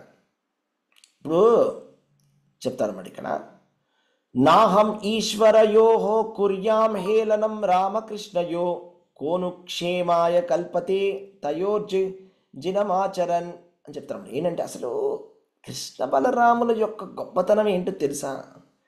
కృష్ణ బలరాముల పట్ల అపరాధము చేయడం అనేది ఎంత సాహసమో తెలుసా? వాళ్ళు అసలు ఎవరైనా కూడా కృష్ణ బలరాముల పట్ల అపరాధం చేస్తే వాళ్ళ పరిస్థితి ఏమవుతుంది? అసలు వాళ్ళతో మనం యుద్ధం చేయగలమా? కంసుడిని చంపేశారు, తర్వాత ఆయన అనుచరుల్ని చంపేశారు. అవునా? తర్వాత 17 సార్లు జరాసంధుడు యుద్ధానికి వచ్చాడు కృష్ణుడి పైన. 17 సార్లు 23 అక్షౌహిణి సేనలతో వచ్చాడు. 23 × 17 అంటే 91 అక్షౌహిణి సేనలని కేవలం కృష్ణ బలరాములు మట్టి పట్టించేశారు. ఇలాంటి వాళ్ళతోటి అసలు ఎవరైనా పెట్టుకోగలరా? అసలు ఇలాంటి దుస్సాహసనం మనం చేయగలమా? అస్సలు సమస్యే లేదు అని చెప్తారన్నమాట. అయితే వెంటనే అక్రూరుడి దగ్గరికి పరిగెత్తాడు. అక్రూరుడి దగ్గరికి పరిగెత్తి అక్రూరా నువ్వేగా చెప్పావు చంపేయమని, ఇప్పుడేమో కృష్ణ బలరాములు వస్తున్నారు, ఇప్పుడు ఏం చేయమంటావు చెప్పు, కృష్ణ బలరాముతో యుద్ధం చేద్దామా, ఏదైనా ఒక ప్లాన్ చెప్పు, ఏం చేద్దాం అని చెప్పాడు. చెప్పాడన్నమాట. అక్రూరుడు చెప్పాడు, అసలు దేవదేవుడు లీలగా ఈ విశ్వాన్ని సృజించి పోషించి లయింపచేయుచున్నాడు. సృష్టి స్థితి లయలను చేస్తున్నాడు దేవాది దేవుడు. విశ్వ సృష్టికర్తలు అతని మాయచే మోహితులై అతని ప్రయోజనమునకై ఎరుగజాలరు.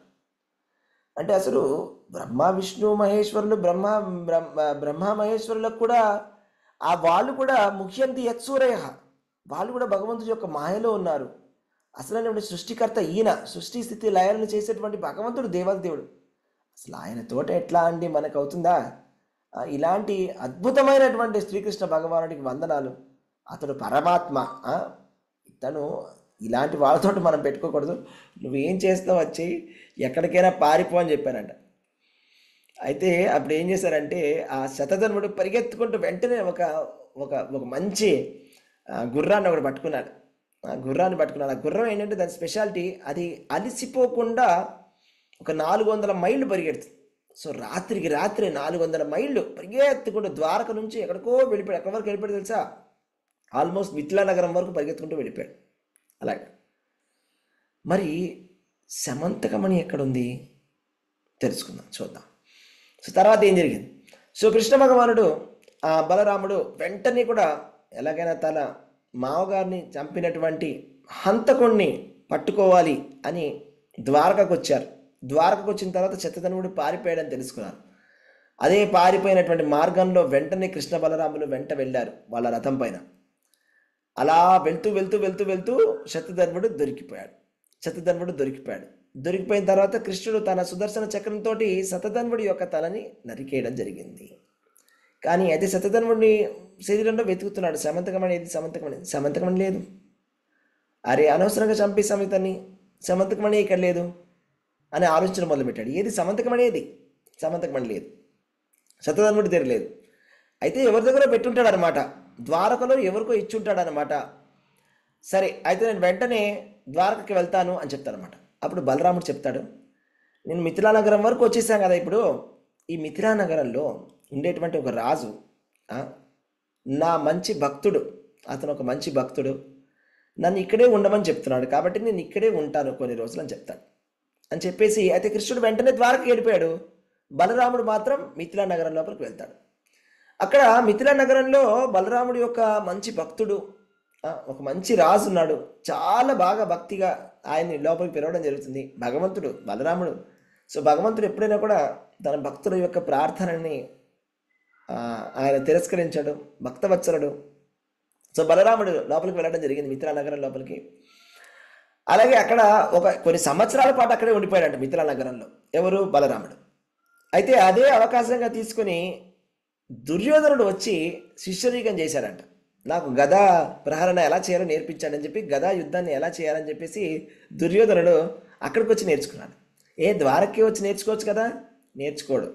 ఎందుకంటే కృష్ణ భగవానుడు అక్కడే ఉంటాడు కదా. కృష్ణుడు పక్కన ఉన్నప్పుడు బలరాముడు చెప్తాడు, ఎందుకు నేర్పిస్తున్నావు నువ్వు వీడికి, వీడు ఒక దూర్తుడు, వీడికి నేర్పించేద్దాం. అయితే దుర్యోధనుడు ఒక డీప్ విషయం ఏంటంటే, దుర్యోధనుడు బలరాముడి యొక్క గొప్ప భక్తుడు, బలరాముడి యొక్క నిత్య పార్షదుడు. మరి దుర్యోధనుడు చాలా చెడ్డవాడు కదా అంటే, అతను కూడా ఒక పాత్రని పోషిస్తున్నాడు. మహాభారతంలో ఒక పాత్ర. అందరూ కూడా భక్తులు అప్పుడప్పుడు డ్రామా చేస్తారు, అవునా? ఒకడు రావణాసురుడు ఒకడు అవుతాడు, ఒకడు రాముడు అవుతాడు, ఒకడేమో రకరకాలుగా అలా రాక్షసుల పాత్రలు కూడా వేస్తుంటారు. అలాగే దుర్యోధనుడు కూడా యాక్చువల్గా ఒక గొప్ప భక్తుడు బలరాముడికి. ఓకే, సో ఆ విధంగా జరిగిన తర్వాత కృష్ణుడు వెంటనే ద్వారకను పరిగెత్తుకుంటూ వెనక్కి వచ్చాడు. సత్యభామకి చెప్పాడు, మావగారి హంతకుడిని చంపడం జరిగింది అని. సంతోషించింది సత్యభామ. న్యాయం జరిగింది మొత్తానికి. మా నాన్నగారిని కషాయవాడి కింద చంపినటువంటి వాడిని చంపడం జరిగింది కాబట్టి న్యాయం జరిగింది. కానీ శమంతకమణి ఏది అని అందరూ ఆలోచిస్తున్నారు. శమంతకమణి ఏది, అది తెలియడం లేదే. ఎవరికి ఇచ్చాడు? శతధన్వుడు. అంటే శతధన్వుడు ఆ శమంతకమణిని ఎవరికి ఇచ్చాడో తెలుసుకోవాలి ఇప్పుడు కృష్ణ భగవానుడు. అయితే అప్పుడు ఏం జరిగిందంటే, అక్రూరుడు కృతవర్మ వాళ్ళకి తెలిసి వచ్చింది శతధన్వుడు చనిపోయాడని. సో కాబట్టి వాళ్ళు వెంటనే ద్వారకా నగరాన్ని వదిలేసి పారిపోయారు. ద్వారకా నగరాన్ని వదిలేసి వెళ్ళిపోయారు. తర్వాత ఏం జరిగింది, అక్రూరుడు ఎప్పుడైతే ద్వారకా నగరాన్ని వదిలేసి వెళ్ళిపోయాడో, ద్వారకలో చాలా చాలా ఉపద్రవాలు రావడం మొదలుపెట్టాయి. ఎన్నో ఉపద్రవాలు రావడం మొదలుపెట్టాయి. సో కాబట్టి ఎక్కడికి వెళ్ళాడు అక్రూరుడు ఇప్పుడు అని ఆలోచిస్తున్నారు అందరూ. అక్రూరుడికి ఎక్కడికి వెళ్ళాడంటే తన తాతగారింటికి వెళ్ళాడు. అంటే వాళ్ళ అమ్మ వాళ్ళ నాన్నగారు, మదర్ సైడ్ తాతగారింటికి వెళ్ళాడు. ఎక్కడంటే కాశీరాజు. అక్కడికి వెళ్ళి అక్కడే ఉన్నాడు. అక్కడే ఉండి ఏం చేస్తున్నాడంటే ప్రతిరోజు యజ్ఞాలు చేస్తున్నాడు. ఆయన దగ్గర శమంతకమణి ఉంది. ఇప్పుడు శమంతకమణి ఎవరి దగ్గర ఉంది? ఆయన దగ్గర ఉంది. ఎలా తెలిసి వస్తుందో చూడండి. ప్రతిరోజు యజ్ఞాలు చేస్తున్నాడంట. యజ్ఞాలు చేస్తుంటే మరి ప్రతిరోజు 8 బారువుల బంగారం వస్తుంది కదా. 8 బారువుల బంగారంతో ఏం చేయాలి? యజ్ఞం చేయాలి. యజ్ఞం చేసినప్పుడు ఏం చేశాడు? ఆ యజ్ఞ కుండాన్ని కూడా బంగారంతో తయారు చేశాడు. యజ్ఞ కుండాన్ని బంగారంతో తయారు చేసి ప్రతిరోజు అక్కడికి వచ్చేటువంటి బ్రాహ్మణులకి దానాల కింద ఇచ్చేవాడు. ఆ బంగారం అంతా దానాల కింద ఇచ్చేసేవాడు. ఎంతమంది వస్తే అంతమందికి, ఎంతమంది వస్తే అంతమందికి, అంతమంది బ్రాహ్మణులకి దానాలు ఇవ్వడం మొదలుపెట్టాడు. కాశీ క్షేత్రంలో ఈ విధంగా అక్రూరుడు యజ్ఞాలు చేస్తూ ఉండిపోయాడు. సో తర్వాత ఏం జరిగిందంటే అందరూ ఇంకో రకంగా మాట్లాడుకోవడం మొదలుపెట్టారు. ఇప్పుడు ఏంటంటే కృష్ణుడు శతధన్వుడిని చంపేశాడు, సరే కరెక్ట్గానే చేశాడు. మరి అక్రూరుడు ఏం అయిపోయాడు? అక్రూరుడిని దేశ బహిష్కరణ చేశాడు అని అందరూ మాట్లాడుకోవడం మొదలుపెట్టారన్నమాట. ఇప్పుడు అక్రూరుడిని ఎందుకు దేశ బహిష్కరణ చేయాలి కృష్ణుడు అని అందరూ ఆలోచించుకుంటున్నారు. అక్రూరుడు మంచి భక్తుడు, మంచివాడు, ఆయన చాలా గొప్ప పుణ్యాత్ముడు అక్రూరుడు. అలాంటి వాడిని దేశ బహిష్కరణ చేయకూడదే, ఎందుకు చేశాడు కృష్ణుడు ఇలాగా? అందరూ అలా మాట్లాడుకుంటున్నారు అనమాట. ఇంకొక రకమైనటువంటి దోష ఆరోపణ, అపయశస్సు కృష్ణుడికి. అయితే ఇంకొకటి ఏంటంటే ఆ, ఇంకొక ఆలోచన ఏముందంటే అక్కడ ఆ అక్రూరుడి యొక్క తల్లిదండ్రుల యొక్క స్టోరీ అనేది ఒకటి ఉందన్నమాట. ఏంటి ఆ స్టోరీ అంటే, ఆ కాశీరాజు అనేవాడు తన ఆ, అక్రూరుడి యొక్క ఆ, ఆ, అక్రూరుడి యొక్క తండ్రి గారికి తన కూతుర్ని ఇవ్వడం జరిగింది. చెప్పాక తాతగారు అవుతాడని. కాశీరాజు అక్రూరుడి యొక్క తండ్రి గారికి స్వఫల్క అనేటువంటి అతనికి గాంధిని అనేటువంటి దేవిని కాశీరాజు పెళ్లి చేయడం జరిగింది. ఎందుకు చేశాడు అంటే, అప్పట్లో కాశీలో చాలా ఉపద్రవాలు వచ్చాయట. కాశీలో చాలా ఉపద్రవాలు వచ్చి అక్కడ ఉండేటువంటి వాళ్ళు చాలా కష్టాలతో ఉన్నప్పుడు ఎవరో చెప్పారు, ఈయన చాలా గొప్పవాడు, స్వఫల్కుడు, ఈయన కనుక మీరు గాంధిని ఇచ్చి వివాహం చేసినట్లయితే, ఈయన కనుక మన ఊళ్ళో ఉన్నట్లయితే మంచి జరుగుతుంది అని చెప్పారు అక్కడ ఉండేటువంటి జ్యోతిష్కులు. అలా చెప్పిన తర్వాత ఎప్పుడైతే పెళ్లి చేస్తాడో అక్కడ చాలా మంచిగా వానలన్నీ పడి చాలా సుభిక్షంగా ఉంది కాశీనగరం. అంటే ఎంతో అద్భుతమైనటువంటి శక్తులు ఉన్నాయి ఎవరికి? అక్రూరుడి వాడి తండ్రికి. సో అదేవిధంగా ద్వారకలో ఉండే వాళ్ళందరూ కూడా ఏమనుకుంటున్నారంటే, అక్రూరుడి దగ్గర కూడా చాలా శక్తులు ఉన్నాయి. ఎందుకు తెలుసా? ఇప్పుడు మనకు ఇవన్నీ జరుగుతున్నాయి. అక్రూరుడు ఎప్పుడైతే వెళ్ళిపోయాడో, ఎప్పుడైతే కృష్ణుడు దేశ బహిష్కరణ చేశాడో అక్రూరుడిని, వెళ్ళిపోమని చెప్పాడు కాబట్టి వెళ్ళిపోయాడు. అక్కడ కాబట్టే మన రాజ్యంలో ఇవన్నీ పిచ్చి పిచ్చివన్నీ జరుగుతున్నాయి అని అందరూ మాట్లాడుకుంటున్నారు అన్నమాట. అలాగే శమంతకమణి కూడా లేదు కదా ఊళ్ళోనే. శమంతకమణి ఉంటేనే కదా అంత మంచిగా ఉంటుంది, ఇక్కడ ఏమి లేవు, అంత పిచ్చి పిచ్చిగా జరుగుతుంది అని చెప్పి అందరు ఫీల్ అవుతున్నారు. అయితే ఇక్కడ ఒక చిన్న విషయాన్ని మనం తెలుసుకోవాలి. ఏంటంటే, ద్వారకా నగరం అనేది మామూలు నగరం కాదు. అది కృష్ణ భగవానుడి యొక్క ధామం. బృందావనము, ద్వారక, మథుర అనేవి కృష్ణుడి యొక్క ధామాలు. అంటే భూలోకంలో ఆ కృష్ణ భగవానుడి యొక్క ధామంనే ఎక్స్పాండ్ చేసి ఇక్కడికి వస్తుంది. మరి అలాంటి ధామంలో ఉపద్రవాలు ఉంటాయా? ఉండకూడదు. కృష్ణుడే స్వయంగా ఉన్నాడు, ఉపద్రవాలు రాకూడదు. కానీ అదంతా ఏంటంటే, ఇదంతా కూడా భగవంతుడి లీల. అర్థం చేసుకోండి, భగవంతుడి యొక్క లీల ప్రకారంగా అంతా నడుస్తోందనమాట. ఎందుకు అలా తెప్పించారంటే, అందరూ ఇలా మాట్లాడుకుంటారు. ఇప్పుడు వెళ్ళి కృష్ణుడు వెళ్ళి అక్రూరుడిని రిక్వెస్ట్ చేసి మళ్ళీ వెనక్కి తీసుకొస్తాడు అనమాట. సో ఇలా జరగాలనే భగవంతుడి యొక్క ఆలోచన. సో కాబట్టి అందరూ అలా మాట్లాడుకోవడం మొదలుపెట్టారు. సరే ఏవో జరుగుతున్నాయి, అన్ని ఉపద్రవాలు అన్నీ నడుస్తున్నాయండి. ఎవరైనా వెళ్ళి అందరికీ ఇక్కడ మనశ్శాంతి లేకుండా పోయింది, ఎప్పుడైతే సమంతకమని వెళ్ళిపోయిందో అని చెప్పేసి అనుకున్నారు అనమాట. సో తర్వాత అక్కడ పురజనులు అందరూ మాట్లాడుకుంటున్నారు. కృష్ణ భగవానుడు చివరికి అక్కడికి వెళ్ళడం జరుగుతుంది. ఓకే, అక్కడికి వెళ్తాడు. వెళ్ళిన తర్వాత అక్రూరుడిని కలుస్తాడు. కలిసి అక్రూరుడిని పిలుస్తాడు. చాలా చక్కగా మంచిగా మాట్లాడి కృష్ణుడు ఏం చెప్తారంటే, అక్రూరా, దయచేసి నువ్వు ద్వారకా నగరానికి రా అని అంకుల్ అవుతాడు. అంకుల్ అవుతాడు. అంకుల్ అంటే మరి మామయ్య అవుతాడో బాబాయ్ అవుతాడో నాకు కరెక్ట్గా తెలియదు. ఓకే, సో అయితే ఆయన అడుగుతాడు అనమాట, వచ్చి ఇక్కడికి రా, దయచేసి ఇక్కడికి రా అని చెప్పి మంచిగా మాట్లాడుతూ చెప్తాడనమాట. నాకంతా తెలుసు, ఏం జరిగిందో అంతా తెలుసు. శమంతకమణి శతధనుడు నీకే ఇచ్చాడని నాకు తెలుసు.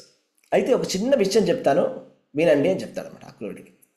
ఇప్పుడు ఆస్తి అనేది ఎవరికి వెళ్ళాలి? ఇప్పుడు ధర్మం మాట్లాడుతున్నాడు కృష్ణుడు. ఓకే, ఈ శమంతకమణి ఎవరిది? మీదా? కాదు, మీది కాదు. ఎవరిచ్చారు మీకు? శతధన్వుడు ఇచ్చాడు. శతధన్వుడిదా? శతధన్వుడిది కాదు. మరెవరిది? సత్రాజిత్తుది. సత్రాజిత్తు బతుకున్నాడా? లేడు. మరి సత్రాజిత్తుకి ఎవరికి వెళ్ళాలి ఆస్తి అనేది? తన కొడుక్కి వెళ్ళాలి. కానీ సత్రాజిత్తుకి కొడుకులు ఉన్నారా? సత్రాజిత్తుకి కొడుకులు లేరు. కాబట్టి నెక్స్ట్ ఎవరికి వెళ్ళాలి? సత్రాజిత్తు భార్యకి వెళ్ళాలి. లేకపోతే సత్రాజిత్తు భార్య చనిపోయిన తర్వాత సత్రాజిత్తు కూతురికి వెళ్ళాలి. సత్రాజిత్తు కూతురు నుంచి తర్వాత అంటే సత్యభామకి వెళ్ళాలి. సత్యభామకి చెందింది ఈ శమంతకమణి. తర్వాత శమంతకమణికి ఇంట్రెస్టే లేదు. శమంతకమణికి సత్యభామని అడిగితే నీకు శమంతకమణి కావాలంటే నాకేం అవసరం లేదు. సో సత్యభామకు అవసరం లేదు కాబట్టి ఎవరికి కావాలి? నెక్స్ట్ ఎవరికి వెళ్ళాలి? సత్యభామ కొడుకు వెళ్ళాలి. సత్యభామ కొడుకు వెళ్ళాలి. అంటే ఇంకా పుట్టలేదు, బట్ పుట్టబోతున్నాడని చెప్తున్నాడు. ఇప్పుడు ప్రతి భార్యకి 10 కొడుకులు పుడతారు కదా, సత్యభామ కూడా 10 కొడుకులు పుడతారు. అంటే పుట్టబోయే కొడుకుకి ఈ శమంతకమణి చెందినది ఆస్తి కింద. సో చివరికి అతను వచ్చి తీసుకుంటాడు. అంటే నా కొడుకు వచ్చి సత్యభామ కొడుకు వచ్చి తన ఆస్తిని తాను అడుగుతాడు అని చెప్తాడు అనమాట. సో చెప్పిన తర్వాత ఇది సాధారణమైనటువంటి శమంతకమణి కాదు, చాలా అద్భుతమైనటువంటి మణి. మీరు చాలా మంచి మంచి కార్యక్రమాలు చేస్తున్నామని విన్నాను. ఈ సమంతకమణితో వచ్చేటువంటి 8 బారువుల బంగారాన్ని మీరు చక్కగా యజ్ఞాలని యాగాలను చేస్తున్నారు, బ్రాహ్మణులకు దానాలుగా చేస్తున్నారు, కాబట్టి నాకు ఎటువంటి అబ్జెక్షన్ లేదు, మీరు పెట్టుకోవచ్చు. కాకపోతే వచ్చిన చిక్కు వచ్చిందండి. బలరాముడు మీ దగ్గర ఉంది అని చెప్తుంటే నమ్మడం లేదు. సమంతకమణి మీ దగ్గర ఉందని నేను చెప్పాను. మా మా అన్నయ్య గారు అడిగారు ఎక్కడుంది సమంతకమణి ఎక్కడుందంటే అక్రూరుడి దగ్గర ఉందని చెప్తే నమ్మడం లేదండి. కాబట్టి దయచేసి మీరు ఒక్కసారి కనుక వచ్చి ఆ యదువంశీయులు అందరి దగ్గరకు వచ్చేసి ఈ వదంతులన్నీ కూడా క్లియర్ చేయండి. జస్ట్ మీరు ఇదిగో మణి నా దగ్గర ఉంది అని ఒక్కసారి ఇలా చూపించండి, అంతే చాలు. నాకు ఎటువంటి ఇబ్బంది లేదు, మీరు పెట్టుకోవచ్చు. కాకపోతే ఒక్క విషయాన్ని గుర్తుపెట్టుకోవాలి, ఇండైరెక్ట్గా చెప్తాడు. ఏంటంటే డైరెక్ట్గా చెప్పండి, ఇండైరెక్ట్గా ఏం చెప్పారంటే ఒక విషయాన్ని గుర్తుపెట్టుకోవాలి, ఆ సత్యభామ పుత్రుడు వచ్చి మళ్ళా తీసుకుని వెళ్ళిపోతాడు, ఎందుకంటే ఆ సమంతకమణి ఆయనకు చెందింది కాబట్టి అని చాలా మంచిగా స్వీట్గా మాట్లాడతాడు. తర్వాత అప్పుడు అక్రూరుడు అంతా అర్థం చేసుకుంటాడు, ఇంకా కృష్ణుడి దగ్గర మనం దాచేది ఏమీ లేదని చెప్పేసి కృష్ణుడు వచ్చాడు. కృష్ణుడి దగ్గరకు వచ్చేసి ఆ సమంతకమణిని చూపించడం, కృష్ణుడికి ఇవ్వడం జరుగుతుంది అక్రూరుడు. సో కృష్ణుడు అందరినీ సభను పిలుస్తాడు. సభ చాలా అద్భుతమైనటువంటి సభ, కృష్ణుడి దగ్గర ఉండేటువంటి సభ. ఐడియా ఉందా మీకు సభ పేరు? కృష్ణుడి సభ పేరేంటో తెలుసా? సుధర్మ. ఇంద్రుడిస్తాడు. ఇంద్రుడు స్వర్గలోకం నుంచి దాన్ని పీకేసి అదిదో మాడ్యులర్ హౌస్ లాగా మొత్తం అంతా పీకి తీసుకొచ్చేసి భవనాన్ని ద్వారకలో పెట్టేస్తాడు. సో అందరిని పిలిచాడు. పిలిచి సమంతకమణిని అందరికీ హరే కృష్ణ హరే కృష్ణ. సో సమంతకమణిని తీసుకొచ్చి అందరికీ కూడా వాళ్ళ బంధుమిత్రులందరికీ చూపిస్తాడు. చూడండి సమంతకమణి ఇక్కడ ఉంది, ఇది జరిగింది అని అక్రూరుడికి మళ్ళీ ఇచ్చేస్తాడు. ఇచ్చేసి మనం తర్వాత తీసుకుంటాం. ఇంకా దాని తర్వాత చెప్పలేదు ఏమైనా జరుగుతుందని, బట్ అది అండర్స్టూడ్. నెక్స్ట్ తర్వాత అక్రూరుడు కొన్ని రోజులు వాడుకొని తర్వాత ఇచ్చేయాలని చెప్పేసి, తర్వాత అక్రూరుడిని ఇక్కడే ఉండు, నువ్వు ఎక్కడికి వెళ్ళకు, నువ్వు ద్వారకలో ఉంటేనే మంచిది, నువ్వుంటే చాలా మంచిది, ఈ సమంతకమణి ఉంటే చాలా మంచిది, కాబట్టి ద్వారకలోనే ఉండు అని చెప్పడం జరుగుతుంది. సో ఇది కథ, భాగవతంలోని కథ, సమంతకమణి కథ, శ్రీమద్ భాగవతంలోని కథ. ఎవరైతే ఈ కథను వింటారో వాళ్ళకి ఎటువంటి అపయశస్సు ఏదైనా ఉన్నా కూడా, వాళ్ళకి ఎటువంటి పాపాలు అన్నీ కూడా తొలగిపోతాయి అనేటువంటిది దీని యొక్క ఇదన్నమాట. ఓకే, సో ఒక్కసారి మనం ఫలశ్రుతిని చెప్పుకుందాము. ప్రభుజీ సమంతకమణిని నారదుడికి సత్యభామ ఇచ్చేస్తారు కదా శ్రీకృష్ణ తులాభారంలో తూకం లేచి. అదేమో తెలియదు మాత్రం, ఇదిలో తెలియదు, నాకు తెలియదు, ఐడియా. సమంతకమణి ప్రస్తుతానికైతే అక్రూరుడి దగ్గర ఉంది. ఎప్పుడు కూడా సమంతకమణి సత్యభామ దగ్గర ఉండదు. సత్యభామకి అసలు నాకు వద్దని చెప్తుంది సమంతకమణి, సత్యభామ. హరే కృష్ణ ప్రభుజీ, మేము కూడా వినాయక చవితి అప్పుడు ఈ కథ చదువుతామండి. నీలాపనిందలు తొలగిపోయే కథ అని చెప్పేసి సమంతకమణి కథ అని చివరిలో ఉంటది. అయితే కృష్ణుడి దగ్గర ఉందనే తెలుసండి, ఈ కథ తెలియదు అసలు. అవును, అదే హరే కృష్ణ. ఇది శ్రీకృష్ణ భాగవతంలోని కథ. తులాభారం అనే మూవీ ఉంది కదా ప్రభుజీ, పెద్దది, ఎన్టీఆర్ ది. దాంట్లో ఉంది. మన సినిమాలు చూసి ఎట్లాగా మీరు చెప్తున్నారు? సినిమాలు చూసి లాస్ట్ కి సినిమాలు తులసి ప్రమాణం కాదు కదా. శాస్త్రాలు కూడా సినిమాలు ప్రమాణమా, శాస్త్రాలు ప్రమాణమా? ఎస్ ప్రభు. అయితే సో ప్రభుజీ శాస్త్ర ప్రమాణంగా జామోత్రికి ఒక కూతురుతో పాటు కొడుకు కూడా ఉన్నారు, అంతేనా? కరెక్ట్. ఓకే, అది వరకు దాకా కూడా కూతురు మాత్రమే ఉంది, కూతురికి ఇచ్చారు ఆ సమంతకమణి అనుకున్నాం ప్రభుజీ. ఇప్పుడు శాస్త్రానుగుణంగా అర్థమైంది. Correct. Thank you Prabhuji. Hare Krishna. Hare Krishna. కృష్ణునికి ఒక భార్య జాంబవతి కూడా ఉంది కదా ప్రభుజీ. కృష్ణుడికి 16,000 మంది భార్యలు ఉన్నారు, 16,108 భార్యలు ఉన్నారు. అందులో మొదటి భార్య రుక్మిణి, రెండో భార్య జాంబవతి, మూడో భార్య రెండు సత్యభామ కదా, జాంబవతి మూడో భార్య సత్యభామ. సత్యభామ, తర్వాత నెక్స్ట్ ఇంకా 16, ఇంకా చాలా మొత్తం స్టోరీ. చిత్రవంత, నాగ్నజితి, కాళింది, లక్ష్మణ, దీన్ని బట్టి మనం ఏం తెలుసుకోవాలి? చూడండి, ఒక్క సమంతకమణి, ఒక్క మణి కోసం అని ఎంత జరిగింది చూసారా ఇక్కడ? ఒక్క సమంతకమణి. సో మొదట్లో ఫస్ట్ భారతం అంతా ఒక కథ అయిందండి సమంతకమణి కథ గురించి. ఒక్క సమంతకమణి నుంచి ఎంత దూరం వెళ్ళింది కదా, ఎక్కడి నుంచి ఎక్కడికి వెళ్ళిపోయింది కదా. అంటే ఫస్ట్ ఏం జరిగింది, సత్రాజిత్ దగ్గరకు వచ్చింది ఆ, అతను సూర్యుడి దగ్గర తీసుకున్న తర్వాత అక్కడితో ఆగలేదు కదా. తర్వాత ప్రసేనుడి దగ్గరికి వెళ్ళింది, ప్రసేనుడిని చంపడం జరిగింది. తర్వాత జాంబవతుడి దగ్గరికి వెళ్ళింది, జాంబవతుడి నుంచి తర్వాత ఏం జరిగింది, అది మళ్ళీ సత్రజిత్ దగ్గరికి వెళ్ళింది. సత్రజిత్తుని శతధన్వుడు చంపేసి ఆయన దగ్గర పెట్టుకున్నాడు. తర్వాత అక్రూరుడి చేతిలో పెట్టాడు. అక్రూరుడు తీసుకొని చివరికి అక్రూరుడి దగ్గర ఉండిపోయాడు. అవునా? సూర్యుడు సత్రాజిత్ ఎందుకు ఇస్తాడు ప్రభుజీ? ఆయన భక్తుడు అండి, సూర్యుడి భక్తుడు సత్రాజిత్. ఆయన చాలా బాగా పూజ చేసి ఆయన్ని మెప్పిస్తాడు, అందుకని వరం కింద ఇస్తాడు, వరం. సో ప్రభుజీ ఈ కథ ద్వారా భౌతికమైనటువంటి మనం కోరుకుంటే వాటి వల్ల ఆపదలే గాని అంతకు మించి ఏమీ లేదు అనేది అర్థమైంది.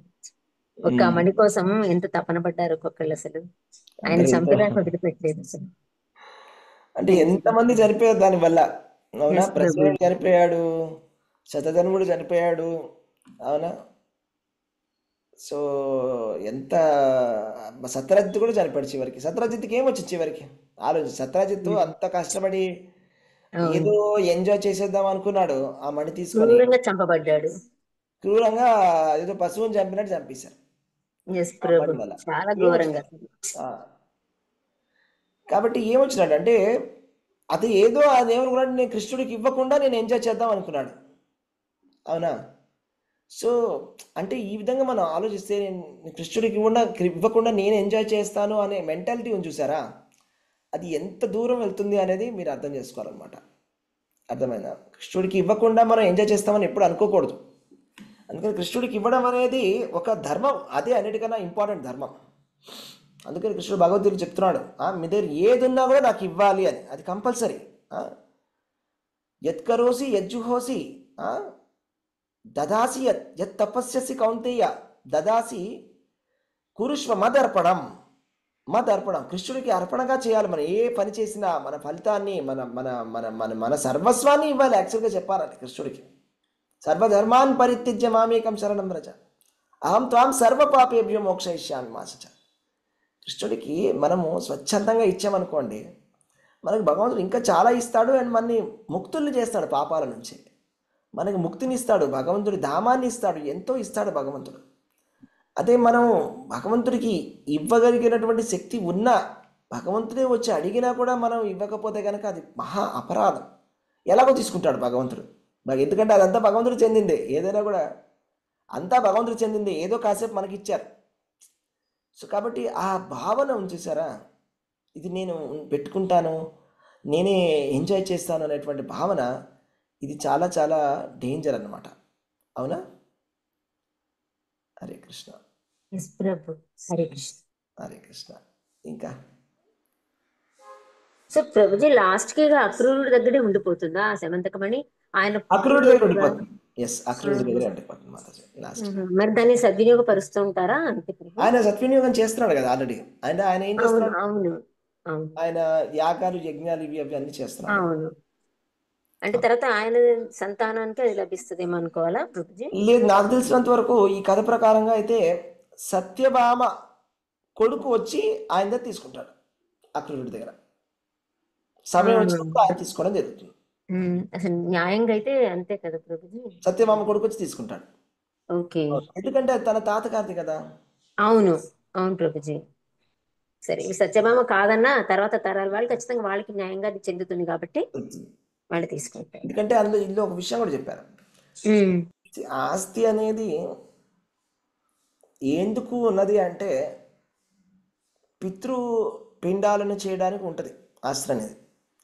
ఎంజాయ్ చేయడం అంటే ఆస్తి అంటే ఎందుకు ఉన్నది అంటే తాతగారికి వాళ్ళు చేయాల్సిన వాళ్ళ రుణాన్ని తీర్చుకోవడానికి ఉంటుంది అనమాట ఆస్తి అనేది యాక్చువల్గా. అర్థమైందా?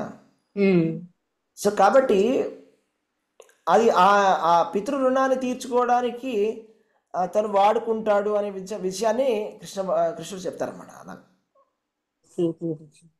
సో ఆ విధంగా వాడుకుంటారనమాట. దానికోసమనే మన హిందూ సంప్రదాయాల్లో లాస్ అనేవి ఎందుకు అలా ఉంటాయని చాలా మంది డౌట్ వస్తుంది. ఎందుకు అలా ఉంటాయంటే ప్రతిదానికి ధర్మానికి కనెక్షన్ ఉంటుంది అనమాట, అది విషయం. అది సో ఒక చిన్న విషయం లాస్ట్ శ్లోకం కూడా చెప్పుకుందాం. ఆ దేవదేవుడగు విష్ణు భగవానుని వీర్యత్వ వర్ణనలతో నిండినట్టి ఈ వృత్తాంతము సమస్త పాపములను తొలగించి సర్వమంగళములను చేకూర్చును. దీనిని పఠించినవాడు, వినినవాడు లేదా స్మరించినవాడు తన అపవాదును పాపమును తొలగించుకొని శాంతిని పడేయగలడు. ఇది సత్రాజిత్తు వధ మణి తిరిగి లభ్యమగుట అనేటువంటి శమంతకమణి ఉపాఖ్యానం శ్రీమద్ భాగవతంలోని. ఓకే, హరే కృష్ణ. ఇంకేమైనా డౌట్స్ ఉన్నాయా? ప్రభుజీ ఎంత అక్రూరుడికి గొప్ప సత్యభామకి ప్రభుజీ ఏమైనా దండవత్ ఉందా ప్రణామం. కనెక్షన్? అంటే బంధుత్వం అట్లా ఏమైనా ఉందా? డైరెక్ట్ కనెక్షన్ లేదు. రిలేషన్షిప్ ఎట్లాగంటే క్రూరుడికి డైరెక్ట్ కనెక్షన్ లేదు, ఏం డైరెక్ట్ రిలేషన్షిప్ ఏం లేదు. భక్తుడు అంతే కదా ఓకే ప్రభుజీ. నిజంగా ప్రభుజీ భాగవతం గాని కృష్ణ కథ కానీ రసమాలయమని ఎందుకన్నారో అది అనుభవిస్తుంటే గానీ ఆనందం తెలియదు అనిపిస్తుంది ప్రభుజీ నిజంగా. లేకపోతే ఎంత రసమాలయం అంటారు ఏంటి, అంత బాగుంటుందా అని అనుకునే వాళ్ళం.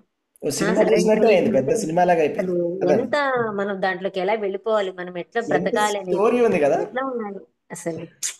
ఎంత స్టోరీ జరిగింది చూసారా? అసలు ఎంత అద్భుతమైన ఎన్ని ట్విస్ట్లు వచ్చాయి స్టోరీలో. ఎస్ ప్రభు, అసలు బాబోయ్ ఎట్టేటట్టు చెట్టు నుంచి వెళ్ళిపోయింది ఆ సమంతకమణి. అవును. హరే కృష్ణ అలీబాబా ప్రభుజీ. అరుణాచల్ దొంగల్లాగా ఉంది కదా ప్రభుజీ. ఏమండి సత్యభా అలీబాబా అరుణాచల్ దొంగల్లాగా ఉంది కదా అదే సినిమా. అవును. అలాగే ఇంగ్లీష్ లో కూడా cinema lord of the rings అని ఆ సినిమాలో హరే కృష్ణ ప్రభుజీ. సత్యభామ పుత్రుడి పేరేంటి ప్రభుజీ? తెలియదు, సారీ. అక్రూరుడు ఇది కృష్ణకి పిన్నయ్య కావాలా అంటే చెప్పిండారు ప్రభు జాగాల. ఏమండి అక్రూరుడు కృష్ణకి పిన్నయ్య చిక్కప్ప ಆಗ್ಬೇಕು ಅಂತ చిక్కప్ప చిన్నానా? Okay okay, correct. అట్లా చెప్పిండారు ప్రభు. తండ్రి సైడ్ రిలేషన్, కరెక్ట్. తండ్రి సైడ్ రిలేషన్ అక్రూరుడు. అవును, యదువంశీయుడు అక్రూరుడు చిన్నాన్న అవుతాడు. అట్లా చెప్పిండారు ప్రభు జాగాల. Correct correct Mataji, thank you చెప్పిన. ప్రభుజీ సత్యభామ యొక్క పుత్రుడి పేరు చెప్పరా ప్రభుజీ? ఎస్ మాతాజీ, ఇప్పుడు నేను నెట్లోనే వెతుకుతున్నాను, ఇక్కడ చెప్తాను. భాను, స్వభాను, ఒక నిమిషం. 10 భాను, మంది స్వభాను, సుభాను, భానుమాన్, ప్రభాను, అతిభాను, ప్రతిభాను, శ్రీభాను, బృహద్భాను, చంద్రభాను. 10 మంది నిజమే సంతానం. ప్రభుజీ పేర్లు బాను బాను. అందరూ అన్నిట్లో బాను పెట్టుకున్నారు. ఎస్ ప్రభు. సూర్య భగవానుడిదేమో. ప్రభుజీ శ్రీకృష్ణ తులాభారం అని ఒకసారి చూసుకోండి ప్రభుజీ, దాంట్లో ఉంది. సత్యభామ ఈ మణికి నారదుడికి ఇచ్చేస్తుంది.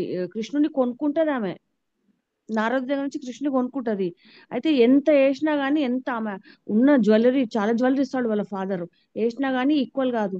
లాస్ట్ కి రుక్మిణి వచ్చి ఒక తులసాకు పెడితే అప్పుడు బరాబర్ అవుతుంది తులాభారం. దాంట్లో శ్రీకృష్ణ తులాభారం ఎన్టీఆర్, సీనియర్ ఎన్టీఆర్ మూవీ. సరే మాతాజీ, చూస్తాను ఇవాళ. హరే కృష్ణ. హరే కృష్ణ ప్రభుజీ, థ్యాంక్ యూ అండి. దండవత్ హరే కృష్ణ ప్రణామాలు. మాతాజీ, ధన్యవాద హరే ప్రణామాలు. కృష్ణ ప్రభుజీ. దండవత్ ప్రణామం. ధన్యవాద ప్రణామం. హరే కృష్ణ ప్రభుజీ దండవత్ ప్రణామం. Hare Krishna దండవత్. Total Hare Krishna new Prabhuji, story దండవత్ Prabhuji. ప్రణామం. ప్రభుజీ రికార్డింగ్ పెట్టండి.